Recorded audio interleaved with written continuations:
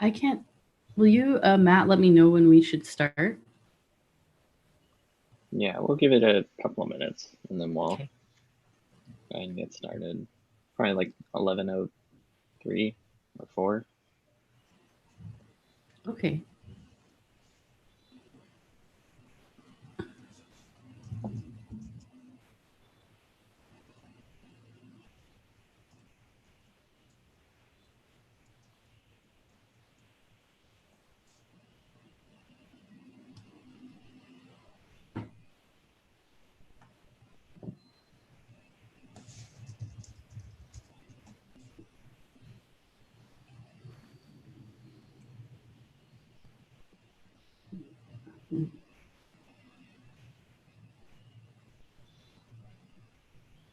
Tara, do you see that? Someone brought out there salamiakki for you? Oh, you're muted. I am muted. Just saying that's very considerate. Thank you. What is salmiakki? Salmiakki is a Finnish delicacy. It's basically a sweet, salty sweet that we give to all the visitors to scare them. Oh, licorice? Oh, no. Salty licorice. No. Oh, yeah. I like that. No. It's a love it or hate it kind of thing, isn't it? I think it's like living in Europe thing. Like I lived in England for a while. It's like a European thing, the salty licorice. We don't really do it in the US. I think, yeah, it's very northern, I think. I don't know why. Yeah, it's just not a US type of thing. We have very sour candy. We do. And very overly sweet. But like I feel like our really spicy and really sour is pretty strong. Like some of those like Cheetos and stuff are like so spicy. When I've worked with kids, they like, or teenagers, they love that stuff, and I'm like, I cannot even consume this. It's insane. It is curious. I think Finland is not otherwise as like a country of very strong flavors, which is like are sweet, salty, and things like that. It's weird. Everything else.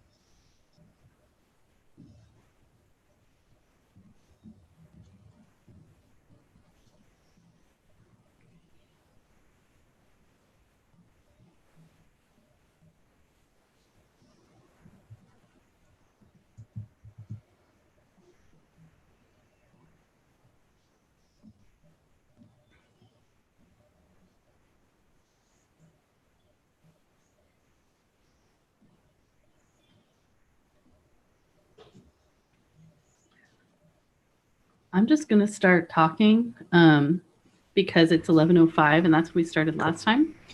But I do have a few things to say. One thing for the people that are joining us is that we are not having the workshop tomorrow that was scheduled due to a family emergency with the instructor. And we have rescheduled that workshop for Friday, like this Friday, like in almost a week Friday. So that's the machine learning ML5 workshop. And so it will happen. We have to postpone it.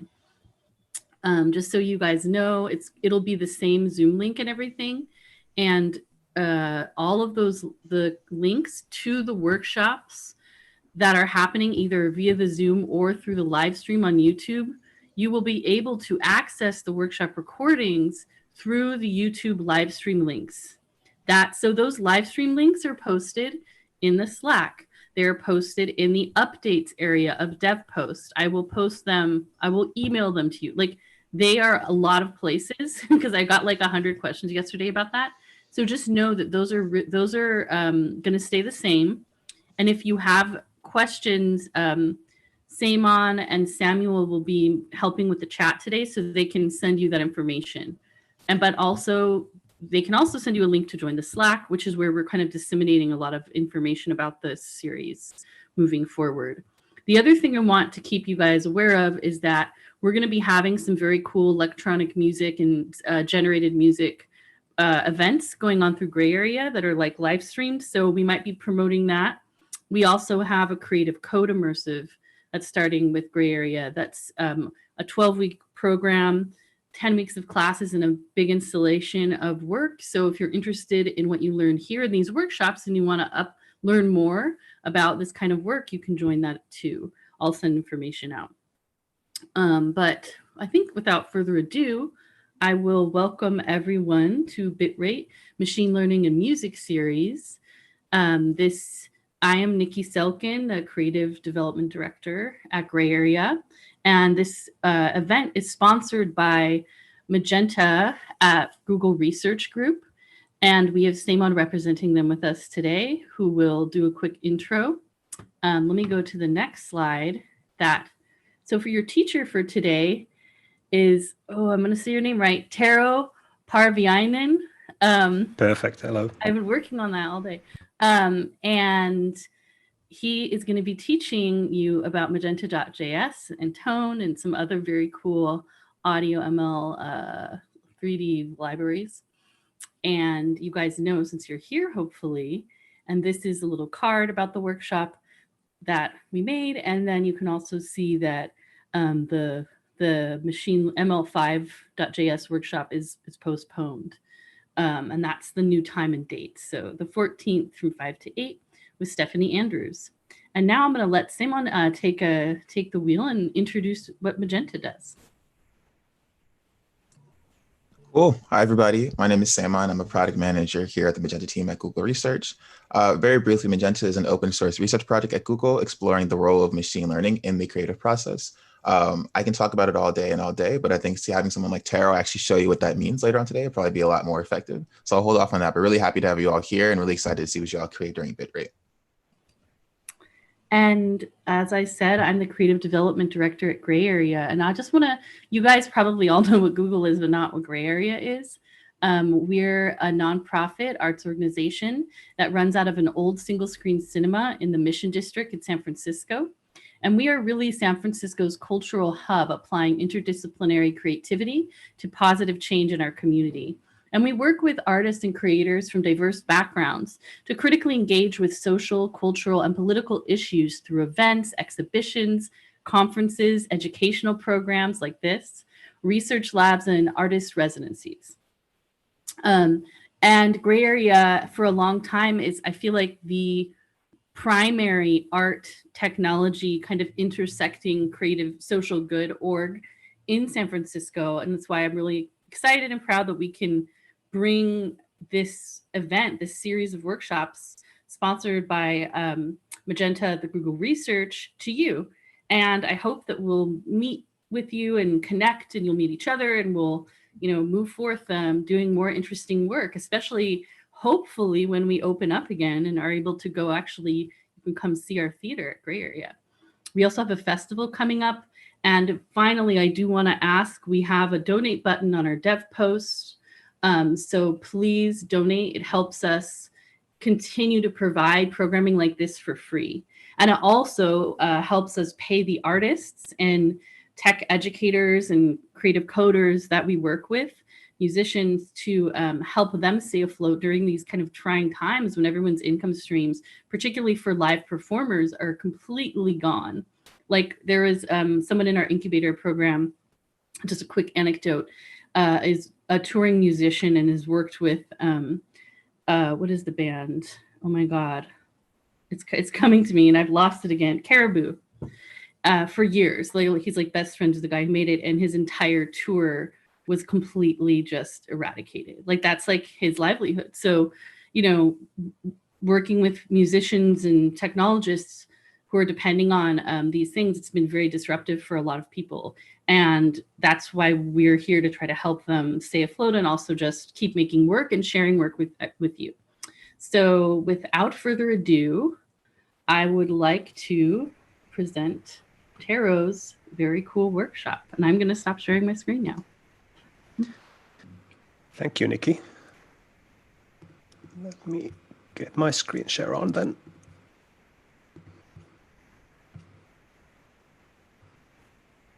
All right. So hello, everyone, and thank you for taking time out of your Saturday to join us today. We're going to be talking about making some music web apps, interactive machine learning powered music apps using Magenta.js and Tone.js today. Now, before I get into all that, just a few words about who you're listening to. I am a software developer from Helsinki, and I run a creative technology and design studio called Counterpoint with my partner Sam Diggins, who's also on the call today. And we do essentially a mixture of artistic and commercial projects around music and design and the arts, often using generative systems, artificial intelligence, and all kinds of interesting things. I'm also one of the earliest users of Magenta.js. I did a few of these projects a couple of years ago with Magenta. Before Magenta.js really existed, I was using kind of the Magenta models before. There was a JavaScript library to use them with, and I've been following it ever since. So, and some of these techniques I picked up along the way I will be sharing today. Today our agenda is kind of in two parts. In the first part, we'll talk about how to make interactive music in the browser, period, and we'll be looking at Tone.js and things we can do with that. If you saw Rachel's workshop yesterday, I think this will be a very good kind of continuation for that, since in there a lot of the basic concepts of Tone were covered. And if you did not catch that, I very much recommend looking into that afterwards. But I'll be basically laying a foundation for the kind of interactive music concepts and features that we can then use Magenta for on the second part, when we kind of start to look at how to incorporate machine learning models and generative structures from Magenta onto that project. So two parts. The way this will happen is I'll basically be spending most of the time here coding. So I want to kind of get a project started here and kind of show you how to build something up from scratch using these technologies. And the goal is really to kind of give you an idea of how that happens, and to maybe give you even a starting point for your own projects if you find this useful. So you can kind of fork that project later and kind of do your own things, or at least kind of get a sense of what is possible and how to do various things.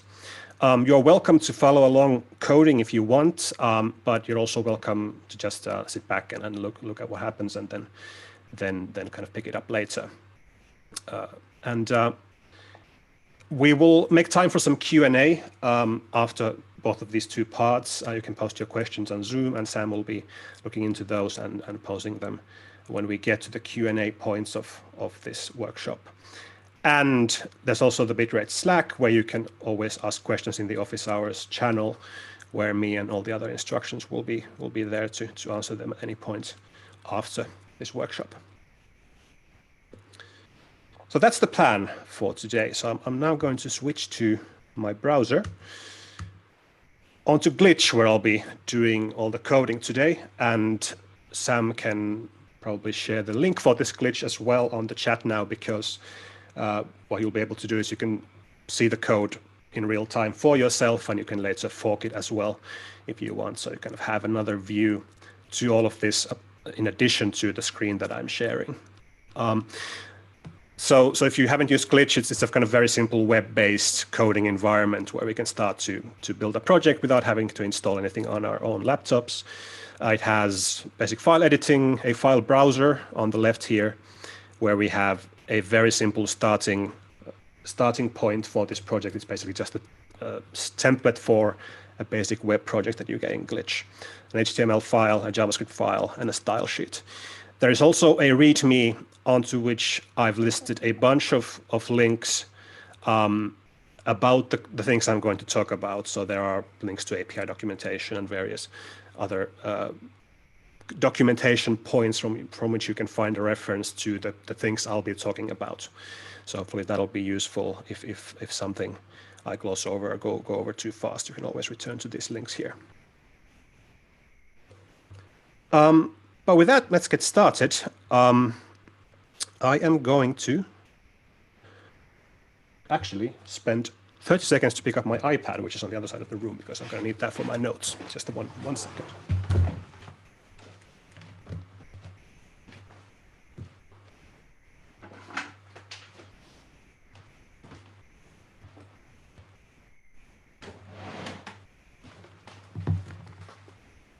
All right.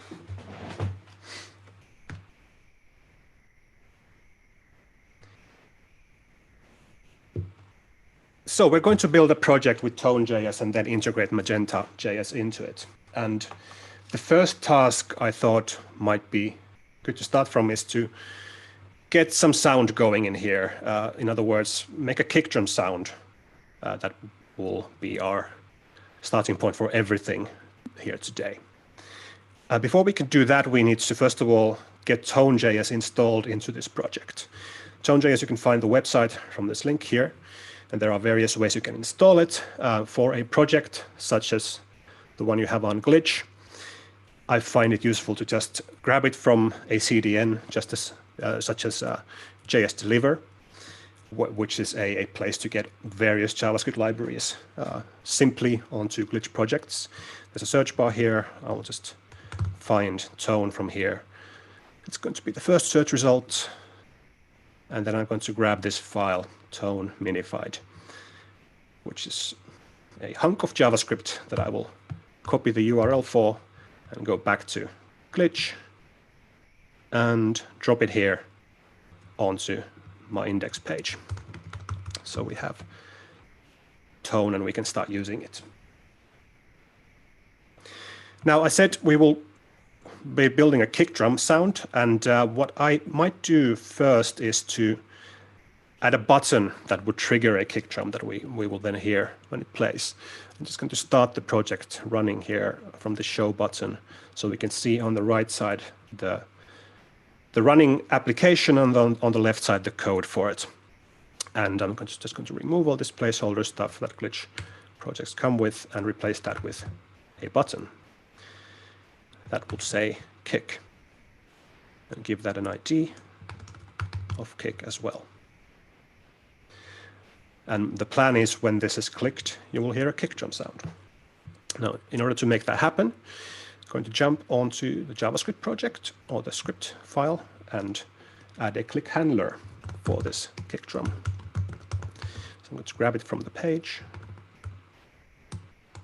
and say on click, do something.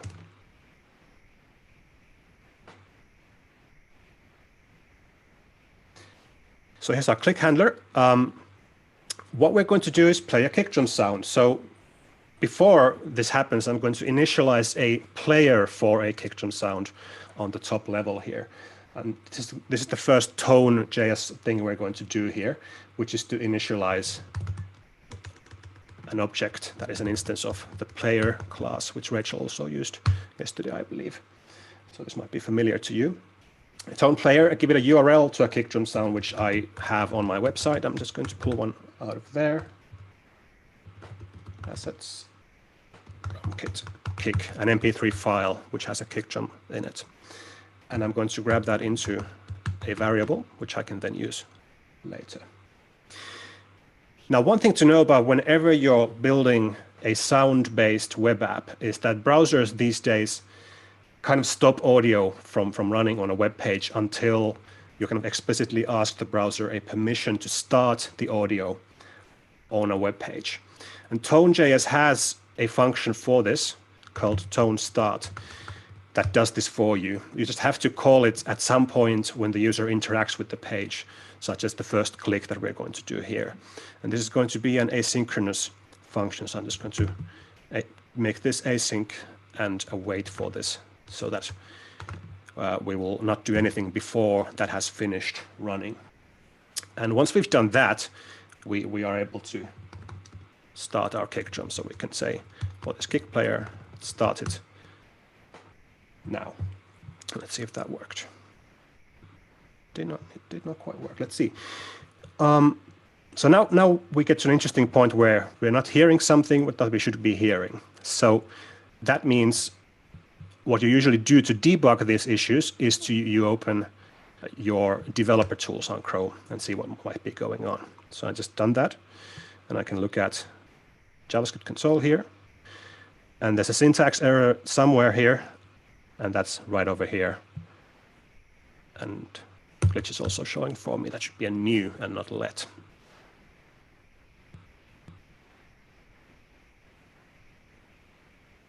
New tone player.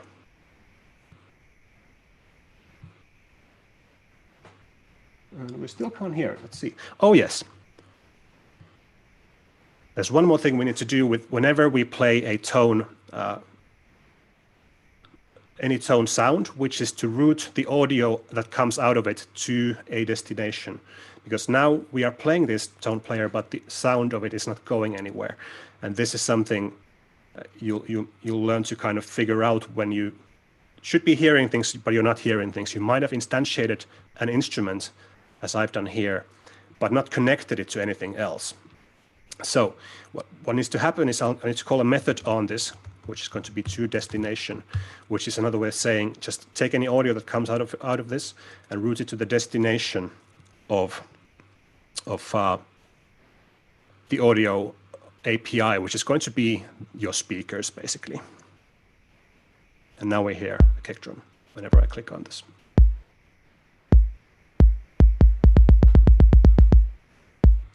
So that's the first task achieved. It's musically not terribly interesting quite yet, though. So we can move forward and maybe start making it more interesting. And what I thought I'd do next is build this up into a loop, a kick loop that I can click to start and then click to stop, and it'll just play on its own accord after I've started it.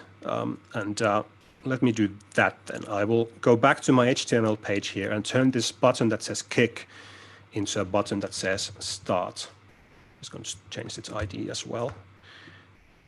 And I'm going to also add another button that says stop. So I have two controls here.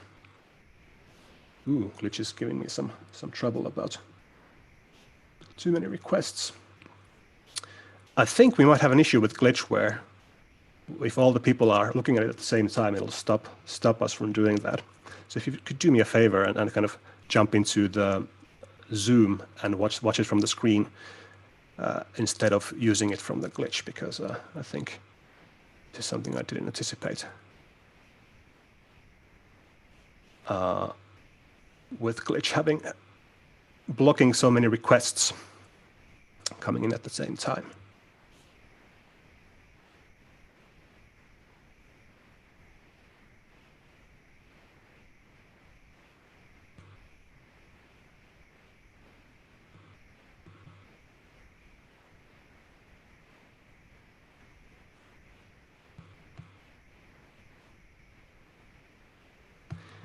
Maybe I'll actually fork this project to a new one so I can keep going. What I'll do is I'll share this link with you later so that I can keep working on it, and then you can still have the code, but you can still carry on following along from the Zoom share, but you won't be able to kind of see the code in real time. I'll share this a little bit later, so just so glitch doesn't give us any trouble about this. So what I've done is I've added these start and stop buttons here. And what I'm going to do next is plug some code into those two here. So I have this kick listener going on here, so I'm going to replace that with something that listens to the start button, click. And what we should do here is start a loop of some kind. And Tone has an abstraction just for that, which I will use here, which is called Tone Loop. So I'm going to initialize it like this, new tone.loop, which takes a function as an argument and a time as a second argument. And what this will do is it will call this function in a loop with an interval given as the second argument here.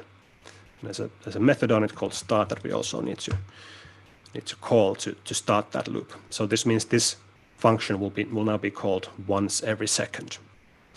And what I want to do there is once every second start that kick player. So there's going to be a kick drum there. Now to actually have music going here, there's one more thing we need to start, which is the so-called transport object that comes with Tone. And that is kind of the main musical timeline of this application, which will start any loops and any other things we're going to look at later playing. And that is a singleton object that we need to just start once like that. I'm also going to, while I'm at it, add the second click handler for our stop button. What we'll do there is stop the transport. So we have the start and stop symmetrically in here. All right. We've got a couple of requests just to zoom in, if possible. Okay. So the code is a little bit bigger, if that's okay. Sure, let me see if I can do that. Hopefully that's a bit better. Just wrap some code here as well to make some room. Yeah, that's everyone's reporting affirmative, so perfect. All right, thank you. Thanks, Sam. All right, so again, I have made a little mistake, which the console is here notifying me about. This is why it's useful to have a JavaScript console open at all times when you're coding. Transport is not defined, which is because I've basically forgot that it's a tone transport, and it has to be accessed via that namespace. And there we have our kick loop, which is running once per second. And I can halve that time to make it run twice per second. At which point you might notice now that you can hear a kick, but it's very irregular. It is not what you would want to have when you are looking for a steady loop or steady kick drum. And this has to do with basically how JavaScript works on the web page. Because JavaScript is what you call a single-threaded environment where everything that happens on the web page happens on a single execution thread, including click handlers, including any animations that might run in your app, and everything else. Which means that when you schedule functions to run at certain times, there is no guarantee that it will ever run at that specific time. It might run a little bit later, and there's basically no way to say for sure when it's going to run, which is not great when you're doing music. And that is why Tone has an abstraction that kind of gets you around that. And the way it works is that whenever you schedule something like a loop in Tone, what it actually does is it calls it a little bit earlier than it should run every time. So this loop will happen some number of milliseconds before you actually scheduled it to run. And then what happens is that it gives you as an argument the time for which it was scheduled, the exact time. And all the instruments you might play inside also are designed to receive that time as an argument. So there's this kind of variable that you thread through all of your things that you play to have this exact timing. So you can have code that runs just in time to do something interesting, but then the music still is scheduled for the exact time it should be. And that gives us a steady beat. And this is useful for any kind of interactive music app because you want to have code that runs sort of in real time when the actual events happen, so you can react to anything, any musical inputs or anything in real time. But then you still need a little bit of time window there to have that latency, so the music itself is not disrupted by any of these things. And this will be something you'll need to do with anything you play in Tone.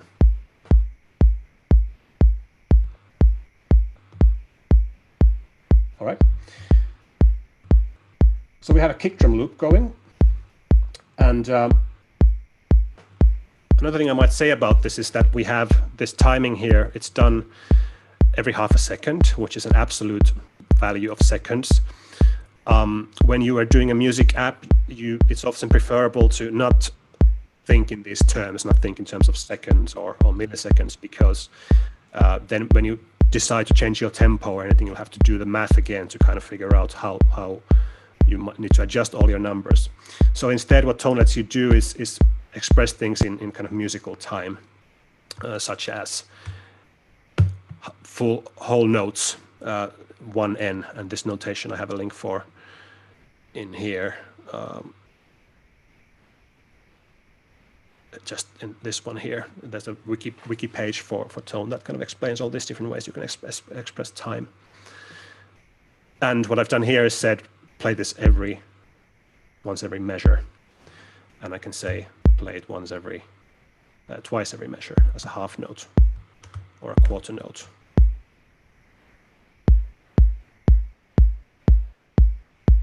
The other thing that is useful when you do this is you can actually adjust your tempo.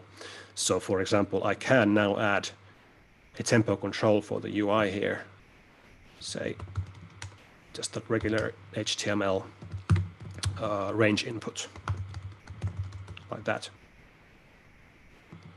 Let's make it a range of 30 to 300, defaulting at 120. So we give the user the control to change the BPM. So what I'll do is jump back to the script here, add a handler to that as well. Get element by ID. BPM is what I called it. Yep, I just need to give it an ID. Type BPM. And on input, going to grab the value of that slider, which is going to be target value, and then I'm going to assign it to the transport, which is the same object I used here. It has a member called BPM, which has a member called value, onto which you can assign that. So that lets you kind of have an input, which makes your tempo fully adjustable. And everything that you are running in your Tone app using this musical timing will stretch to match that tempo, so you don't have to kind of do any further math when you adjust your tempo, which is usually what you want. Okay. So I'd like now to move on from this kick drum and make a drum pattern that's a little bit more interesting. Say add some different drums, add something that isn't just a single beat, a steady beat. So that means extending this a little bit. I might just add more tone loops for all the different drums I might want to play. That's sometimes useful. But instead what I'm going to do is to jump onto a different tone abstraction that makes it a little bit easier to craft patterns. That's called a tone part. And the key idea with that is that you sort of separate the data with which you express your melody or drum pattern or whatever from the code that actually plays it. And that looks like this. You might just introduce a normal variable, which is just an array of something that expresses your drum pattern. For example, a kick drum beat. And that array is an array of arrays where each item represents one event that happens in that pattern. And the first item there is going to be the time at which that happens. And the second is, let's not even go there yet. Let's see what we can do with the single item here only. So I can say something happens at 0 seconds from the start, 1 second from the start, 2 seconds from the start, and 3. Or I can do it with this musical timing, and that's what I'll do actually. I'll just use another tone notation for saying something happens at this time, which is an expression that says 0 measures, 0 quarters, and 0 sixteenths. It's kind of another way of specifying time in terms of musical meter. Another one that happens at 0, 1, like 1 quarter, 2 quarters, and 3 quarters. And when you have a data structure like this, then you can use a tone part to play it. And that looks like this. I'm going to replace this loop with a part. That part takes this kind of function just like the loop does, but the second argument for it is not just a single time, but an array of events, such as the one we've set there. And that starts the part. Let's see what happens if we do that. So we got 4 beats, which were one of each of these. It didn't loop though. So with parts, you need to say explicitly that you want to loop them by saying, grabbing that first of all into a variable, and then saying loop true, and then specifying how long the loop should be. So we loop from starting point 0 until, so this is one measure. So I'm going to just say that in this timing notation. It's a one measure loop. So we're kind of back to where we started, but now we have more power to do things such as make this irregular. For example, just remove one of these. After which, with simple data changes, we can do all kinds of patterns now by just specifying things in this array. Now what I want to do is add some more drums in here. So I'm going to just add the rest of my drum kit here in a moment. And again, to add some more drums, I could just kind of add more players, but there is another tone abstraction that makes that easier, which is called players in plural, which kind of bunches together a number of players for different kinds of drums. And that happens by constructing an object where the keys are names of, in this case, drums, and the values are URLs from which their sounds can be found. So now we have players. Let's just call them drum players, where we have one drum, which is the kick drum. And then when we play it, we need to say drum players dot player kick, and then start that. So we specify which of those players we want to play. Sorry, that's drum players in plural.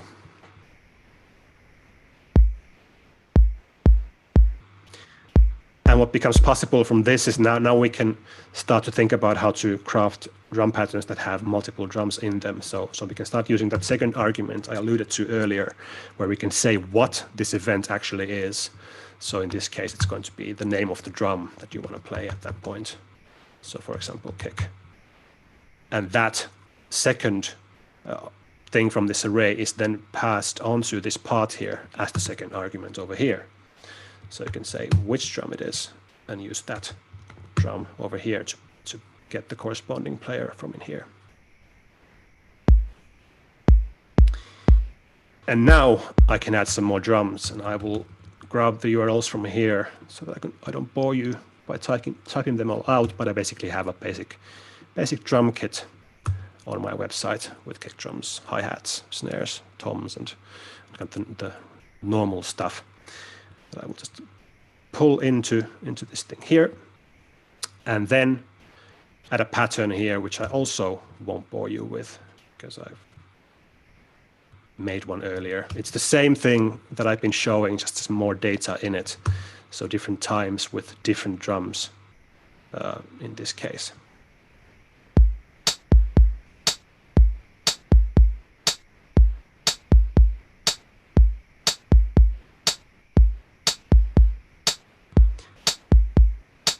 And that is, as you may notice, actually 2 measures of data. So this is measure 1 at 0, measure 2 at 1, but it's looping at 1 measure. So we need to also update that to say you need to loop through this whole sequence and not just the first half of it.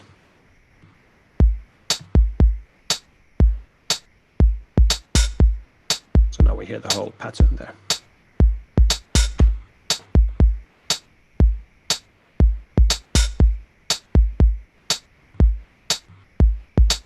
Okay, and the BPM is still adjusting.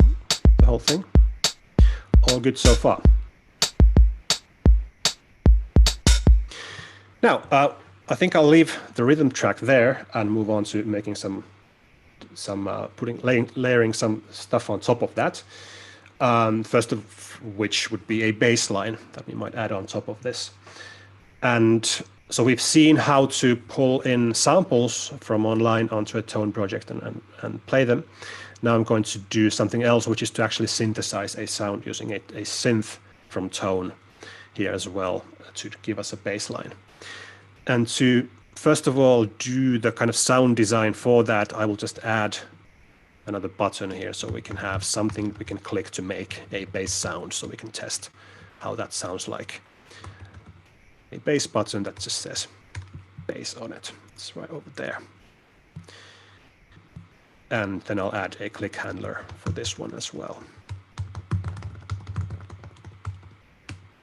This stuff might look different to you from yesterday when Rachel was using P5 in the project there. I'm not using P5 today, I'm just using basic HTML, but hopefully this translates easily to a P5 style of doing interaction as well, if that's what you want to do. So this is all, the stuff that I'm doing here is purely standard web stuff, HTML, JavaScript, that you don't need any libraries for. So this one was a base element that I'm going to want to click and do something with. And what I want to do there is play some bass. For that, we'll need a bass instrument. Let's just make one, which is going to be a Tone synth. Looks like that. There are many synths in Tone, and you'll find them from the API documentation. This is kind of a wrapper for most of the different kinds of synths that you can find in Tone, which has nice defaults for the kind of thing we want to do. Before we can play it, we need to do what I forgot to do earlier with the player, which is to route the audio from that instrument to the audio destination. In other words, route it to the speakers so we can actually hear it. And that is actually all we need to do to make a synth with some default parameters, and we can then play it. We can say in this click handler, trigger attack release, which is kind of synth speak for triggering a note. And we'll specify which note to play. Let's just make it C#4 and make it, and then specify how long that should be, like 0.1 seconds. Let's hear that. So there we hear C#4 note. It's supposed to be a bass instrument, so I'll just take that 2 octaves down. C#2. It's getting better. What I'll also do is change the oscillator waveform for this. I think this is triangle or something by default, but I'll change that. I will go into the synth constructor parameters, which you will find also in the Tone documentation, and say the oscillator for this should be of type sawtooth rather than a triangle.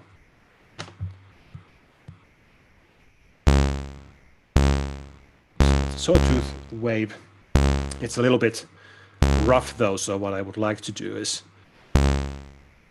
mold that just a little bit. What I'll do is take the high end off of it by adding a low pass filter on that bass. So I'll just say add another tone thing here, which is a bass filter, which is just a tone filter object, which I will make a low pass filter and put it at frequency 2000 Hertz, which basically will filter out any frequencies above 2000 Hertz away from the sound. So I think we're back into this issue with too many requests going to glitch from this project. Let's see if this will still work. Still all right. Let's see how long we can go with this. But yeah, I have a bass synth here. I have a bass filter here. Now we get more interesting with this stuff, this to destination stuff, which is routing audio. So I'm just going to take that away from this object, because now we don't want the sound to go directly from the synth to the audio destination. We want the sound to go from the synth to this filter here. So we'll connect the bass to the filter and then connect the filter to the audio destination. So we're kind of building a signal chain there from the synth to the filter to the audio destination. So this one will take the high end of that signal off in the middle before you hear it. There we go.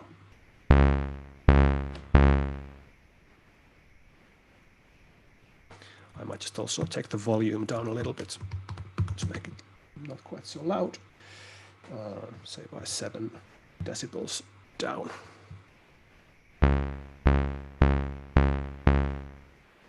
All right, so now we've kind of made the sound design for a basic bass.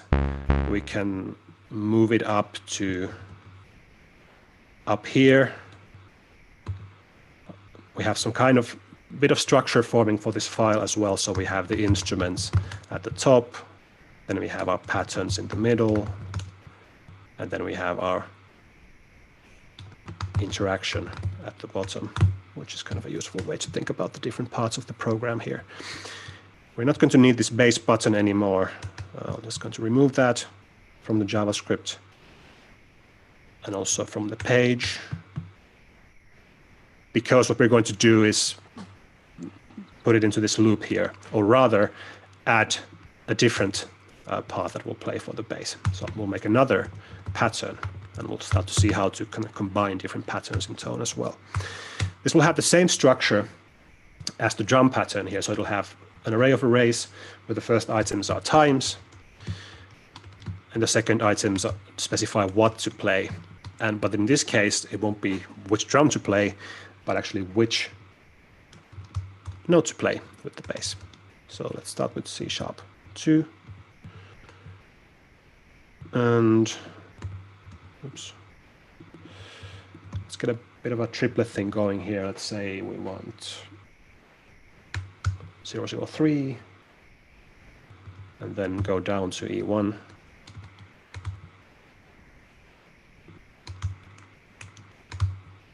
Still within the single measure. And then we'll make another one of these tone parts to play this. So it's going to be the bass part, which is a tone part that takes, in this case, the time and the note to play. Initialize that for the bass pattern and start it. And here we can now play that bass synth that we initialized up here. You can say bass, trigger attack release. For this note, for this duration. And here again, we are weaving that time variable into the synth. It takes that time to start as a third argument, so that for the bass as well, we are keeping with the same time that we kind of guarantee that this plays exactly when we want it to. And this one will also loop.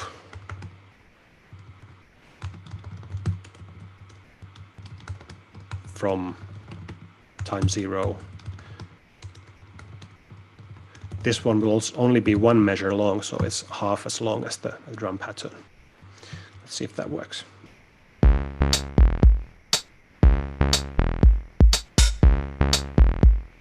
Kind of does. But maybe I'll just make that even shorter, make that a half note long, so we have a steady bassline going. So there we go. We have 2 patterns going. They are both tied to the same tone transport, so the same tempo changes apply to them, but they are independently structured like this, so you can kind of combine things in this way. One of them is only half a measure long, one is 2 measures long. All right. So I'm going to add one more instrument here, which is the lead for this little tune here, with which we can play some melodies. And I could do that with a synth, but I'm not going to do that because I want to show something else, which is to use samples like we did with the drums, but this time for a pitched instrument, which will kind of give us a nice way to use some sounds we find from online in this project as well. So what I'll do is go hunt down a sound we might want to use as lead here. And of course, if you have synths or Ableton or something, you might want to do sound design with that, or use sample packs from online or whatever. In this case, I'm just going to go to Free Sound, which is a nice online archive of sounds you can freely use in your projects. I'll find, let's look for a zither instrument, or let's see if what we can find. Maybe not that. Not that. It's a bit better. Let's look for harp.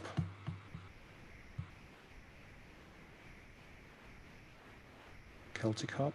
That might be all right. Let's try that. So I'm just going to download this sample from Free Sound. Make note that it is a C2 pitch. We'll use that in a moment, so we can pitch this to different frequencies as well. And look at the license here. This is Creative Commons 0, which means we can actually use this in anything, including commercial projects, without even giving attribution. So some of the stuff you find on Free Sound does require you to attribute the original uploader of the sound, but this one doesn't. So we can just basically grab that and use it. I've just downloaded it. I'm going to jump back onto Glitch now and go to the assets folder up here, because I'm going to include that sample in this project instead of hot linking it to Free Sound. There's an upload button here, from which I'll just go to my downloads, get that WAV and upload it to Glitch.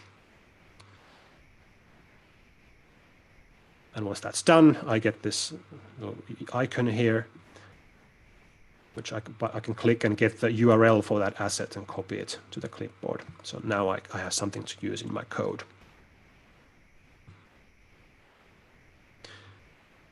And with that, I can construct my lead instrument, which is not going to be a player, but instead a tone sampler, which is similar to a player in that it's an object that takes a bunch of samplers as a constructor argument. But in this case, the samples will all be pitched to a certain pitch. So in this case, our Celtic harp is the pitch C2. So I'll actually specify that when I initialize that instrument by saying the C2 note will be in this URL.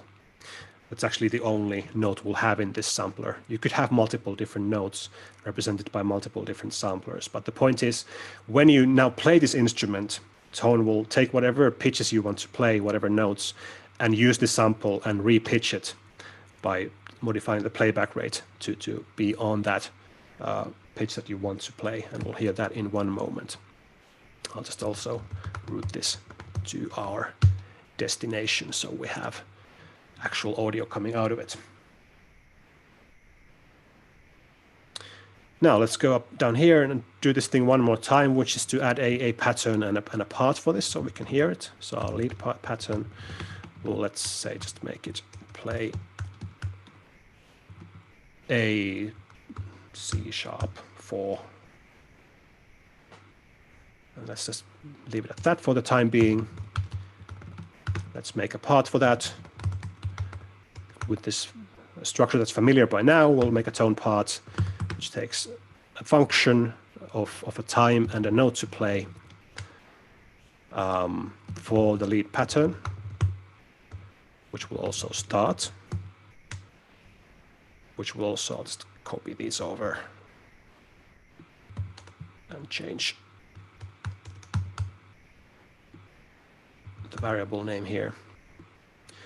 And in here, we should play our lead sampler instrument, which actually is played the same way as synths are. So you say sampler trigger attack release for the note you want to play, how long you want to play it, let's say a half a note, and then when you want to play it. Okay.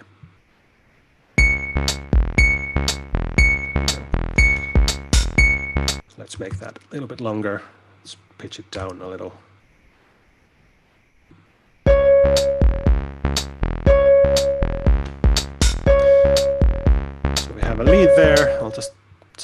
maybe make it a little bit quieter. So I'll specify a volume here. And for that, I'll need to use this other constructor mode, which is to say URLs are nested in that object, so that I can also give other arguments here, such as volume. Just get that down by 4 decibels, maybe. See, it's a bit more easier with the rest of it. Now, to make melodic patterns here, I could do this thing again where I handcraft some kind of melody in here, but now I'd like to go and make things a little bit more interactive than they are so far, because for now the user can't really do much with this application except start and stop it and change the tempo. What I want to do is let the user actually input the melody that they want to play. Now, I could do that by using some kind of standard HTML elements here, but instead what I'll do is include another library in this project of useful abstractions for this kind of thing, which is called Nexus UI. It looks like this. It's essentially a component library with music and audio-oriented UI components, which are useful for doing things like parameter sliders and knobs and various kinds of things like that. What I want to do today is use the sequencer thing here to kind of give this kind of grid-based input for our melody. So this is what I want to have in this project now. And to get that, I will jump back onto the homepage of the documentation here and see. To get this thing, I can access it from a CDN, which is what I want to do. Let's just grab this development file here. And just like we did with Tone, I will just copy that URL and get back to Glitch here and add a script tag for it right here. So now we have Nexus and Tone in this project. I'll also, while I'm here on the HTML page, add a div onto which we will install that sequencer we want. So I'll just put that below the buttons. Just a div that says sequencer. Just leave it empty because it'll be populated by Nexus once we initialize it here. And I will put that in the interaction section here. We'll say, let's make a new variable sequencer, which is a Nexus UI sequencer object installed into an element by the ID of sequencer. Not quite. Let's see what I did wrong there. Oh yeah, it's just Nexus, not Nexus UI, that namespace that installs. There we go. So now we have a step sequencer here, which I will customize a bit. So let's see, we want this to be, I think I want a melody of 2 bars, which is going to be 32 16th notes. And if I want that to be the resolution, I want to be 2 times 16 16th notes, which equals 32. And then for the rows, I could just let the user just punch in any melody, so I could have like several octaves of notes here. What I will decide to do as the author of this app here, though, is I'm going to restrict the user to a single chord, which I'm going to make like a C sharp minor 7th chord. So there's 4 notes. And I'm going to let them do that in 3 octaves. So I'll just add 12 rows to this. So this is going to be the space in which the user can input a melody. Maybe I should make that a little bigger so it's not quite so small. Size 600 pixels by 200 pixels. 550. Maybe that's all right. Okay. Now, the first thing I'll do with the sequencer is there's a nice feature in it which kind of visualizes which step you're on currently, which you can do by calling the next function on it whenever you want it to jump to the next step. And we can tie that onto our transport by making one of these loops that we already saw how to do earlier. If we make a loop for a given time, which is done every 16th note, and then call sequencer next in that loop, it'll, whenever our transport is running, do that and show where it's running. Now I should say that if you recall earlier, I talked about the fact that these functions that you schedule with Tone always run a little bit earlier than they should because of this kind of audio sync issue with JavaScript. That is a bit of a problem now when we kind of want to visualize things, because it might happen that these visual effects happen earlier than you can actually hear the sound because of how this kind of stuff works here.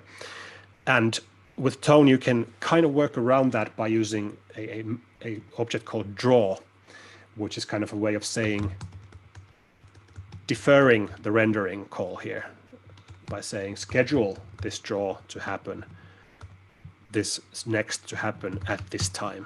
So it's kind of like playing a visual instrument at a point in time. So you call that function, and Tone will take care of it happening not before it should, but actually exactly in sync with the music, and in this case exactly on the beat. That's something to keep in mind whenever you're doing visualizations based on Tone, that you want to use this draw function, draw schedule function here to make sure they happen at the right time, whatever the latency of the kind of internal Tone scheduling engine might be. Otherwise things that might just look a little bit off. So yeah, so that's how we can start a sequencer rendering, but let's now see how we can get some of these events from here and put them into our lead instrument.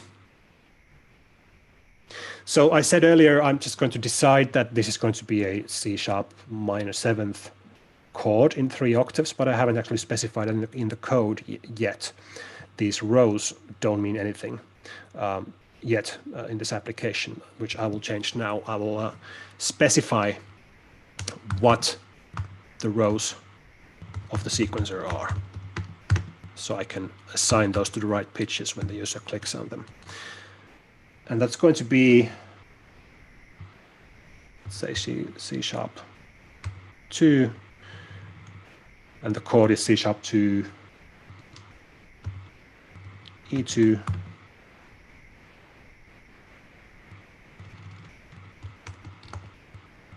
G#2,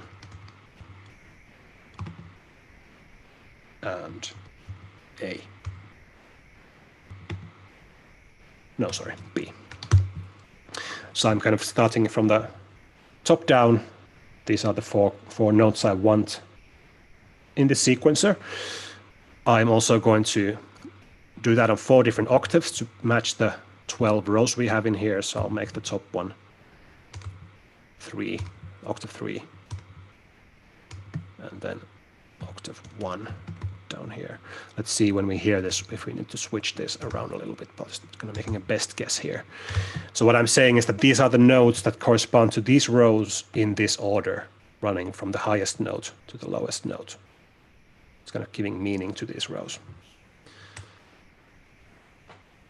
Because now when I have that information, I can listen to the events from this and assign different notes based on the row that is clicked, which I'll do next. So the sequencer has an event called change, which is for which I can put a function handler, which is called whenever you click on the sequencer, and that takes 3 arguments, or an object of 3 keys, which is the column that was clicked, the row that was clicked, and the state, whether it's on or off. Now let's think of this. I know that the column corresponds to the time from 0 to 32, the time step in my sequence. So I can say that's the time. But that's going to specifically be the time measured in 16th notes, because that's what I decided this should be. And with Tone, I can say that in this kind of object form of timekeeping, where you can say as the keys the different musical measures you have, and as the values, how many of them you want to have. So this tells Tone, when I plug this into Tone in a bit, this many 16th notes is the time, which again keeps this kind of independent of seconds or any kind of absolute measure of time like that. I can use metric time with this. Then the row corresponds to the pitch, and that is kind of straightforwardly going from this row number into the note in this array at that index. So the note is going to be looked up from this array that I just made up here. And this should give me the time and the note, and I will just log them now to see down here whether I'm doing the right thing. I think I am, because this is now logging the time step and the note that I want there.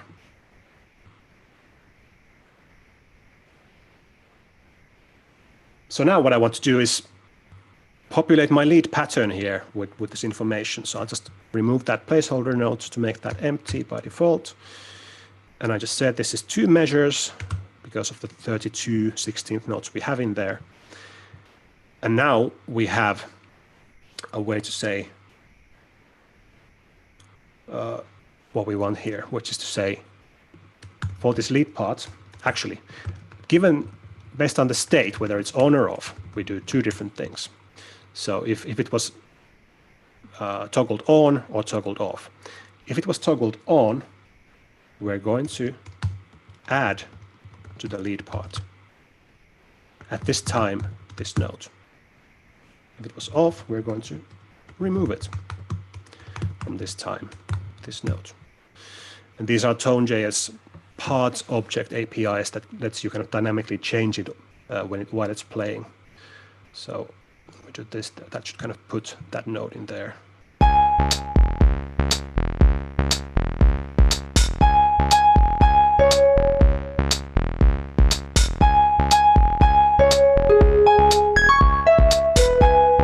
There we go.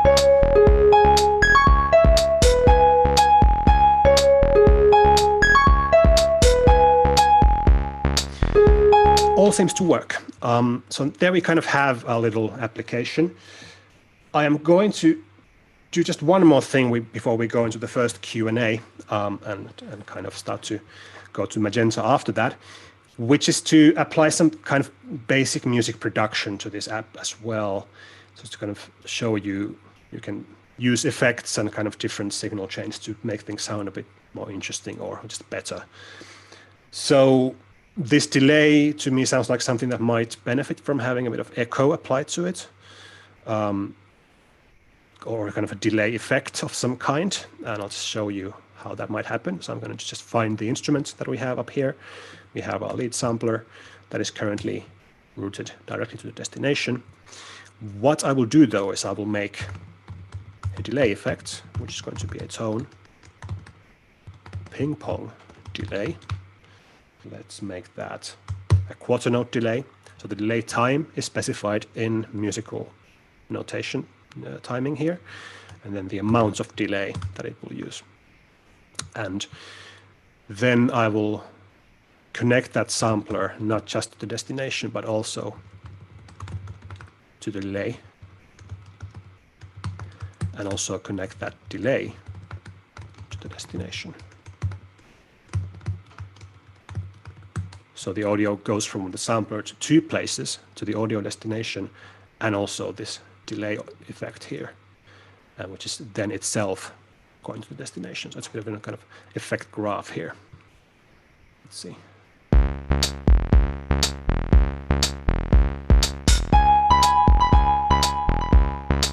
So this, you can hear that delay effect. Might also benefit from being an 8th note triplet, which kind of adds some rhythmic interest to this as well, maybe.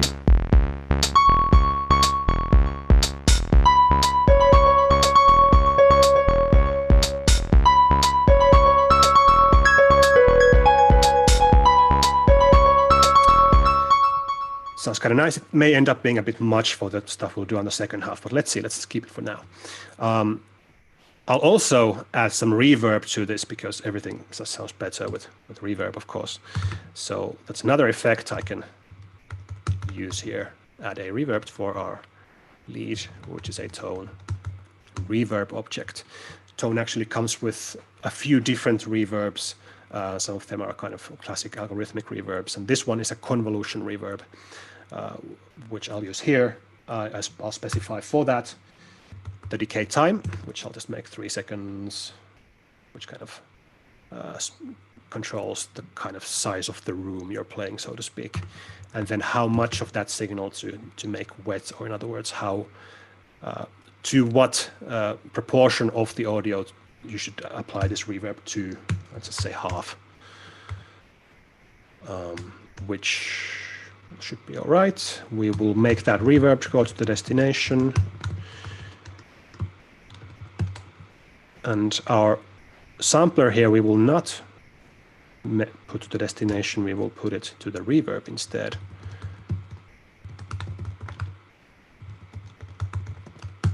So now from the sampler we go to the reverb and the delay, and from the delay to the destination, and also from the reverb to the destination. That's our graph.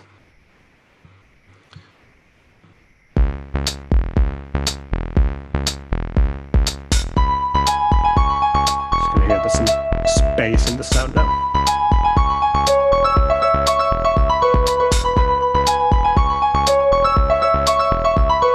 Okay, I think that's a good place to pause for a moment and kind of conclude the first part of the workshop. So what we've done here is we've looked at a good chunk of what you can do with Tone.js.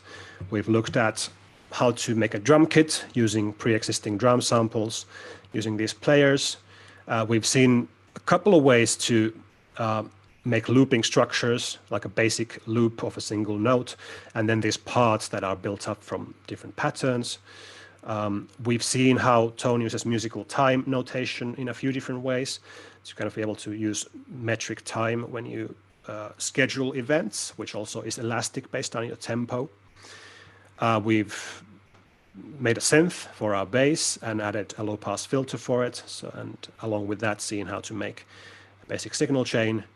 We've used Nexus to put in a step sequencer UI and synchronize the state of that with Tone using this event handler code down here. And we've used some more effects from Tone, and you might want to look at what other ones there are as well. We've used a delay and a reverb in this case to just kind of beef up the audio somewhat, so it's not just the raw samples, but actually some production applied to them as well, and that'll give us a good kind of foundation for applying some Magenta generative structures in the second half of the workshop as well. But now let's pause for some questions if there are any. I think most of the questions in the chat have been resolved already. There are a couple from Juan.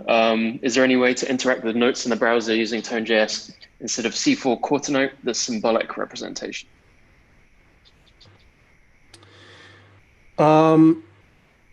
Let's see. By symbolic representation of the note depends a little bit what you mean. I think I've shown a couple of ways if it's talking about lengths of notes specifically.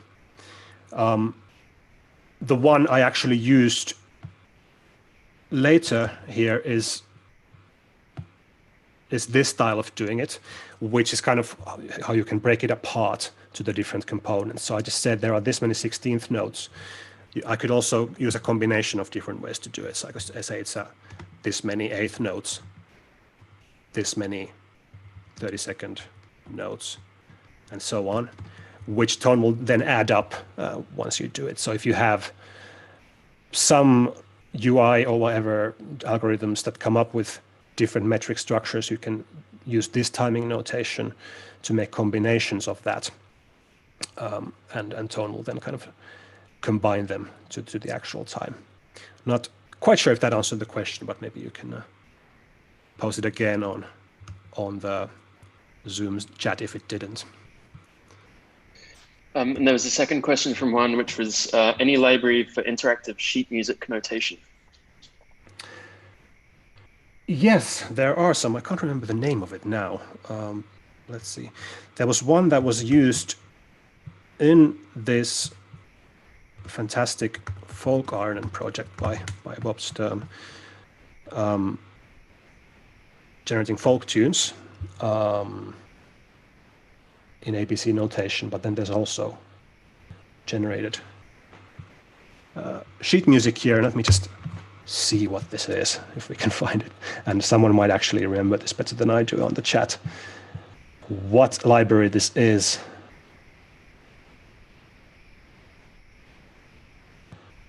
It's kind of a very strange way of finding out maybe, but let's see if we can do that.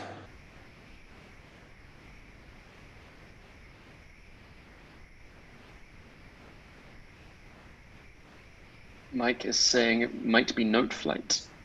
Note Flight. It might be that, yeah. Yeah, I'm not quite sure. It does not ring a bell to me, but sounds a reasonable name for such a library to me. Well, VexFlow is apparently. VexFlow, that's the one. Yeah, that's this one. Yes, I haven't really used it myself. I'll just share maybe this link here on the chat, so you can go see what folk Arnon is all about. But it seems to be good. What folk Arnon does is it generates folk music on the fly with a neural network, and also generates sheet music for it in the browser, and that is done with VexFlow, unless I'm mistaken. Cool. A question from Chris, which is, can I apply detuning, example 15%, to a synth voice? I want to get an effect like Comtrue's does for his synth. You definitely can. So there is actually a parameter on the synths that is called detune, and that you can connect anything to that, including an LFO or some control. So yes, you can do that. There's a detune parameter you can find from the API docs for all the synths that come with Node. Great. And from Simon, that was excellent for the past hour. I've observed your role as a coder, composer, performer, improviser, mathematician, designer. The list goes on. You're wearing all of the hats at the same time. Could you talk a bit about how you see yourself when you are doing this stuff? Sure, that's a really interesting question, actually. The way I see myself usually when I do projects like this is, it's first and foremost, I think, a software developer and a software designer. Because what I'm doing is, I'm taking something that is very technical, such as Tone and Magenta, but what I really usually have as a goal is to find a way to represent it on this side of the screen. In other words, not in the code, but on the stuff that the user sees, that is more intuitive than the underlying structures. So I'm kind of half designer, half developer, usually designing this with you, Sam, though, but kind of always with the goal of finding some way to basically hide all the technicality of it from the end user, which would only look at this, and make this part as intuitive as possible. And that, I think, connects well to this hackathon as well, where we essentially people are making, all of you who are taking part are making kind of apps such as this one, or hopefully better ones. And that's an interesting kind of thing to think about when you do that. Like, what is the intuitive version of the algorithmic stuff you do? And what might make something like Magenta accessible to someone who doesn't code? What you could do as a web developer to make an intuitive instrument for them. So I can think that's a way of answering this, as saying primarily as a software maker. Great answer. Brandon would like to know how you would approach using longer samples. So for example, if you wanted to create a suite of longer samples from an existing musical recording. That depends a little bit on how long they are. If they are in the order of seconds to tens of seconds, I would probably use them similarly to what I've done here, which is to load them up into players or audio buffers with tone, and then trigger them with instruments like this. and that should be fine. If they get longer to the kind of several minutes, where you start to get constrained by memory, essentially, because with web audio, when you have long samples, they are resident in the memory of the device as a kind of unencoded raw form, which means every second of audio is going to be like 96,000 floating point numbers, if that's stereo audio. Then you have to think about streaming them on a server somewhere maybe. And there are ways that people now have to kind of get streaming into web audio and kind of still do effects. Or just kind of write some code to splice those samples and put them onto local storage or IndexedDB on the disk of the device, and then kind of load parts of them on demand. But that I haven't had to do yet. So yeah, it's mostly a kind of matter of finding a way to work in this resource-constrained environment, which the web is, especially when you run in something like a mobile phone. And one final question. Can we connect a MIDI controller to the app? You can. I don't think I'll be doing that today, but yes, you can connect a MIDI controller onto an app, and there's a standard API called the Web MIDI API that will supports bidirectional communication with MIDI devices or with MIDI software since using a MIDI bus. And I've done that. If you go and look at some of my previous projects like the drum machine and arpeggiators and things like that, I have MIDI input and output on them, and also a MIDI clock input and output, so you can sync them with a MIDI clock with synths as well. So that can be done. The sad part of that answer is that the MIDI only works on Chrome and I think Opera, because those are the browsers that support this API. Firefox doesn't, Safari doesn't, and actually Apple just said a few weeks ago that they will not support it. So it's not coming to Safari either, which is a bit of a pity. But with Chrome you can do it, so you can ask your users to use Chrome, and that'll work. It'll work fine. I think it's rather steady and stable. Just to follow up on that one, Chris has said perhaps the newest Edge version supports it too. It's a for Chromium. This might be true. I haven't checked actually, because Edge is now essentially Chrome. They may or may not have decided to include the Web MIDI part of the Chrome engine. But that might be true, yeah, that Edge will also now support MIDI. And we have a couple of other questions. First from Paul, how would one go about making a Brian Eno-style multi-tape loop ambient music generator that might not respect measure boundaries, i.e. the loops are free-running and different lengths? You're asking the right person, Paul. That's a really good question, because I love answering this, because this is actually that first project I ever did with web audio. I have an article out called JavaScript Systems Music from 2016.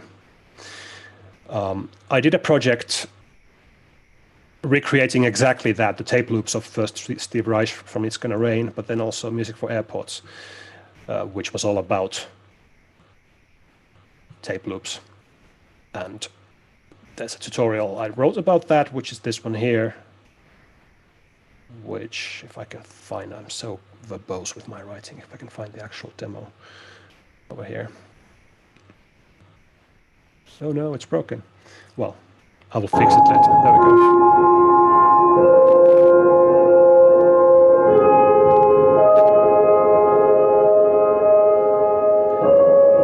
The visualization has stopped working, but the audio still works for this. What it's doing is a number of loops with incommensurable timings.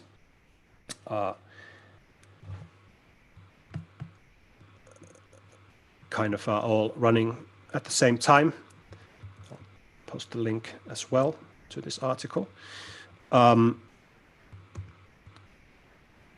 So I didn't use tone for that demo back then, but you could use tone by essentially making those loops that I showed earlier, but not using metric time, but just using seconds, and then choosing second values that are like that don't meet, like 36.7 and 33.4. and make those the loop lengths, and then you will have this kind of ever evolving soundscape that generates itself in recombinations forever, basically. Another thing we just learned from that article is that when you write for the web, you might have something that works in 2016 but doesn't work anymore 4 years later. So you do have to go and fix things as browsers change the way they implement various APIs, and I'll need to do that for that article now, it seems. And I mean, kind of following straight on from that, Devin has asked, what sort of experiences, stroke tools, stroke features do you feel are possible or interesting to explore in this web audio Tone.js way of doing things that aren't possible with existing DAWs, Sense, and the like? That's a great question. I think the primary one for me has been always kind of making use of the reach of the web platform itself, and to think you can make a music instrument or experience or artwork that is accessible to anyone that has any device, and they don't have to install anything. It just works from them when they click a link. So you get that kind of casual user for your thing, kind of casual audience really easily. And that to me is kind of the biggest thing. You can make something that's in everyone's reach immediately when you've done it. Like what we've done with the glitch now, you can just run it on your browsers already. The other thing is kind of maybe making use of the connectedness of the web as well. And that I haven't done so much yet, but there are things like, WebRTC and various real-time APIs, so you could kind of bring real-time collaboration also into these apps without having to kind of build up a stack for it, because you can just use standard web stuff to do that kind of thing. So kind of using everything that the platform has to offer is also very interesting. From Harrison, would there be advantages to using Magenta to develop desktop apps or VST plugins in terms of performance? In terms of performance, probably not. What Magenta specifically for VSTs, I think, I'm not quite sure how you would go about that. Currently, if you see what for example, the Magenta team has done with the Magenta Studio that they came out with, they did this suite of Ableton plugins, which are actually Max for Live devices that wrap these various models. So that's one way you can get Magenta going in your DAW. They are not VSTs though; they are just Max for Live devices. And with VST specifically, I'm not sure how you would do it. I think you would probably use TensorFlow and kind of integrate that to your C++ code. I know that's not answering the question of performance per se, but just more in general how you might integrate Magenta models into a VST environment. From Tim, can you recommend a library or technique for implementing a MIDI clock? A library I haven't seen, except just kind of the web MIDI general library. And a technique, I would have to kind of go back and see what I did in the neural drum machine, because it's been a while, and you can do that too. In that code pen, you'll find the code that will receive or receive and send both. I can't remember now, both. But it's essentially about kind of listening for a specific MIDI command and doing things based on that event. So yeah, I'll maybe link to that code pen. Just find it. Neural drum machine. Which is one of these early Magenta experiments I did. I've later gone back and added the MIDI clock sync to it, so you can find it from that code pen. Great. And then Christelle, generally speaking, how does the user experience relate on less powerful devices such as mobile phones? And how do you deal with it in projects that target such devices? This is something we're quite close to at the moment. Yes. We both have recent experiences of this. That is a good question. On mobile devices,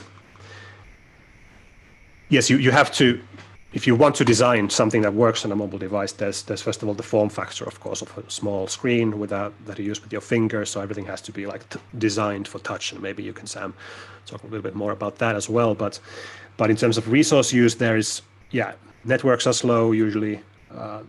Latencies are high, so everything takes longer to load.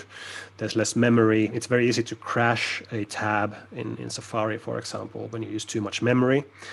If you do that thing, for example, that I spoke about earlier, of loading long samples into the memory, if you do too much of that, Safari will crash, which is not great. So being resource constrained is the general answer, kind of thinking about how much memory you're using and how much CPU you require, especially with this Magenta and TensorFlow things, which are neural nets that do use a lot of memory. With mobile, another thing, which is kind of a sad thing, which is the state of Safari, essentially. Apple hasn't really done much about web audio in several years, I don't think, at least like publicly. They have an implementation that is kind of years behind the competition. And they might be working on it, they probably are, but then they also have a policy as a company of not saying what they might be working on. So it's kind of a frustrating thing when it is the most popular mobile platform, or one of the most popular ones. So maybe I won't rant about that any more than that, but it is a bit of a frustration. Quickly from Mike, how much time do we have for these? I think we can go for a few more minutes. Cool. If there are questions. Okay, so from Mike, do you have any experience or recommendations for trying to detect notes, pitch, and duration in audio files in the browser? Yeah, there are like some more traditional machine listening and MIR techniques and libraries that I can think of, but the one that I have to look this up, because there's one neural net approach that is also used by Magenta's DDSP, which I think is called CREP, which also has a demo that runs in the browser. So that is on TensorFlow.js. I'll just post the link to the chat now. That is a neural net that does pitch detection for monophonic signals that I think performs rather well. And that is something you might see about integrating into your projects, because they do have a JavaScript thing as well. I haven't used it myself, but it does exist. So you might be able to do like close to real-time pitch detection with that neural net. And as I said, this is also used by the Magenta team on some of their recent work with DDSP. Cool. I think that covers the questions for now, unless anyone's got anything else.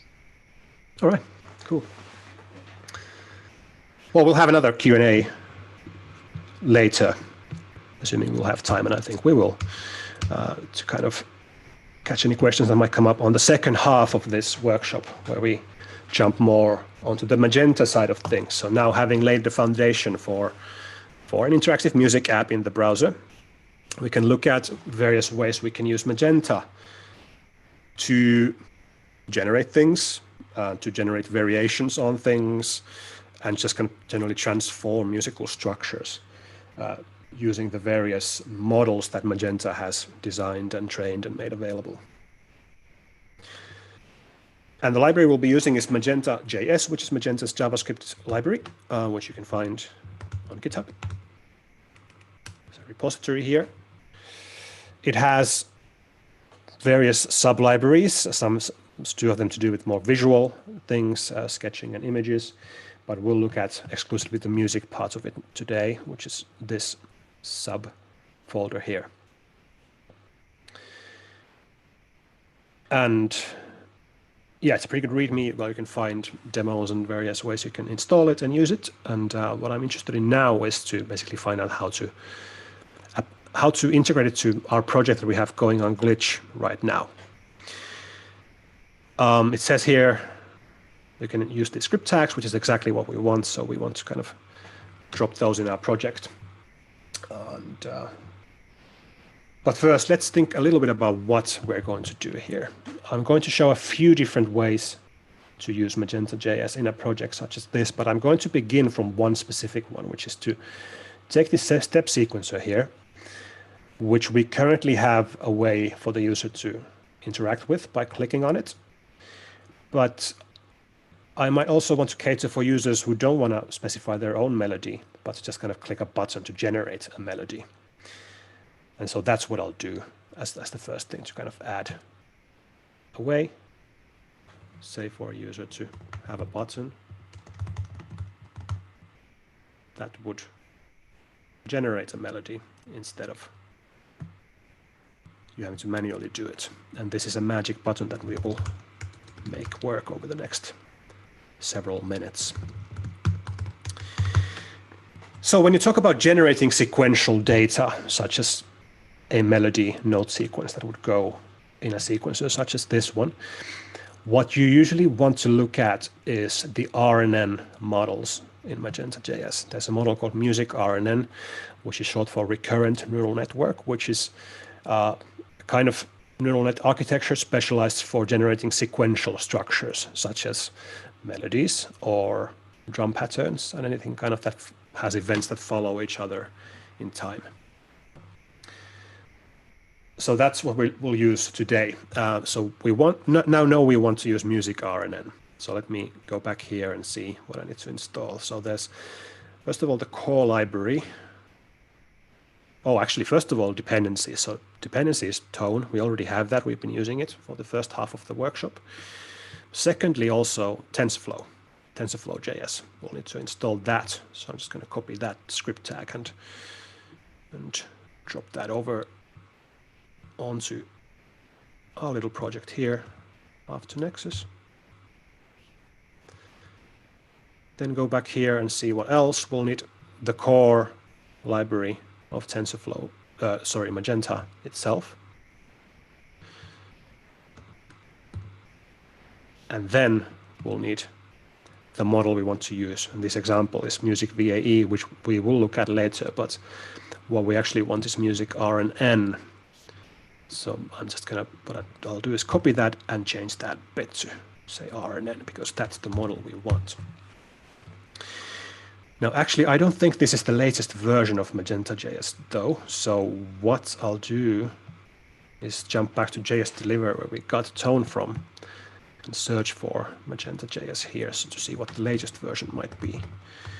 Magenta Music, that's 1.19.0. So that's what I will use in here to ensure I have the latest and greatest version of what Magenta.js has in it.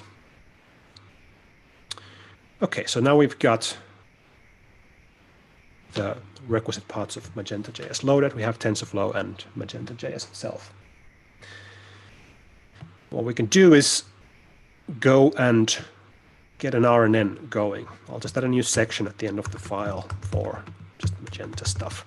So we have a place for all of that. So let's take a look at this. Let's go back to the Magenta page here and find the API documentation. I'll just open that up here. We know we want to use music RNN, which I can find from here.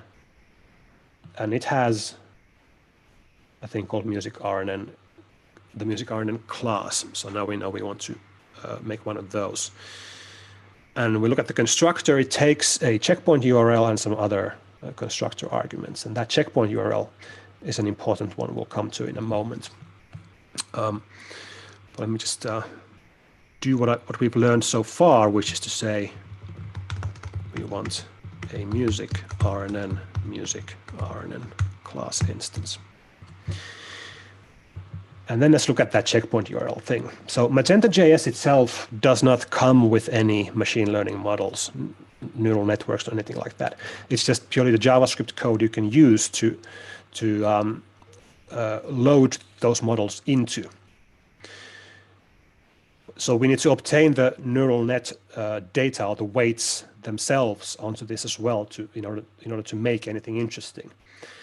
And you could train your own neural network, and people do that. We won't be talking about that much today, and load that into Magenta.js.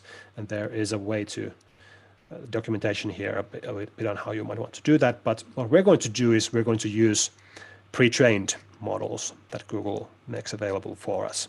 And you can find them from this README here, this section, pre-trained hosted checkpoints.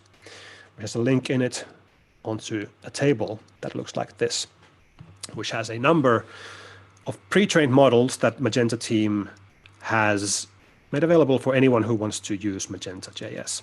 And the second column here shows which model it is for. What we are interested in now is music RNN, for which we will find these 4 pre-trained models here. There's a basic melody one, there's a bigger melody one, there's a drum one, and then there's a chord conditioned melody one. This is the one I want in this case, because if you recall from the first part of the workshop, we kind of chose, or I chose earlier, that this whole melody here is going to be in the chord of C# minor 7th, which means whatever I want to generate should also be in that chord. So I want to use a model that is able to do that. Some of these other melody ones will just give you any old melody, not caring about which key it's in or which chord it's in. But this one has been trained with data so that it's been told for each bit of data which chord it's in, which also means when we generate stuff with it, we can tell it which chord to do it in. So that is going to be what we do here. So that's the one I'll use. There's a link here on the right for the weights, which I'll copy and drop it in the constructor here. That's a URL to Google's CDN, from which it will now load this neural net when I initialize this model. Let me just pop open the JavaScript console here to see what's going on.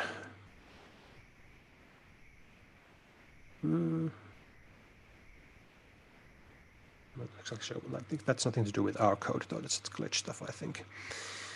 Let's see. We can peek at the network tab to see what's going on there. Let me just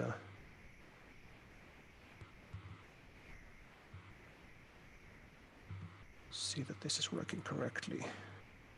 Here you can see this is what it looks like when Magenta is loading weights. It has these things called shards that it loads from the Google CDN. I'm just checking basically that this is loading correctly by inspecting the network traffic of this web page.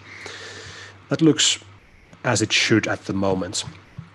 And on the console, we're actually also seeing that it has initialized that model, which is exactly what we want to see. Missing an N in column on line 109 there. 109. Oh, yes. Thank you very much. That is why this probably wasn't working. Yeah, it's working now. Thank you. Okay. So we want to plug this model onto this button here. So what I'll do is what I've done many times today, which is to add a click handler to a button, to an element, which was ID generate melody. And on click, we'll do an async function where we'll do our Magenta magic. Now, these models are quite large and they will take some time always to load up from the network, which means we should kind of make sure we've loaded them before we use them. And that we can do by saying, grabbing the return value of this function, which is going to be a promise that resolves when it's loaded. So I can say, take that into a variable and then await it here before we do anything else. That'll just say, before doing anything else, wait for this thing to finish. All right. Now, we do want to generate a melody here. So let's go back to the documentation and see how that might happen. Music RNN has this primary method here called continue sequence, which is what we'll be using. It says it takes a quantized note sequence and continues it. In other words, it takes the beginning, in this case, of a melody and generates a continuation for it. So you can tell it how a melody should begin and it uses the neural net to say how it should continue from that. And you can say how many time steps you want to generate. And you can provide the so-called temperature, which kind of affects the sampling of the kind of last layer of the neural net. And what you need to know about that is it basically controls how random the results will be. If it's a low temperature, you'll get something very predictable, like the best guess of the model of how the melody should continue.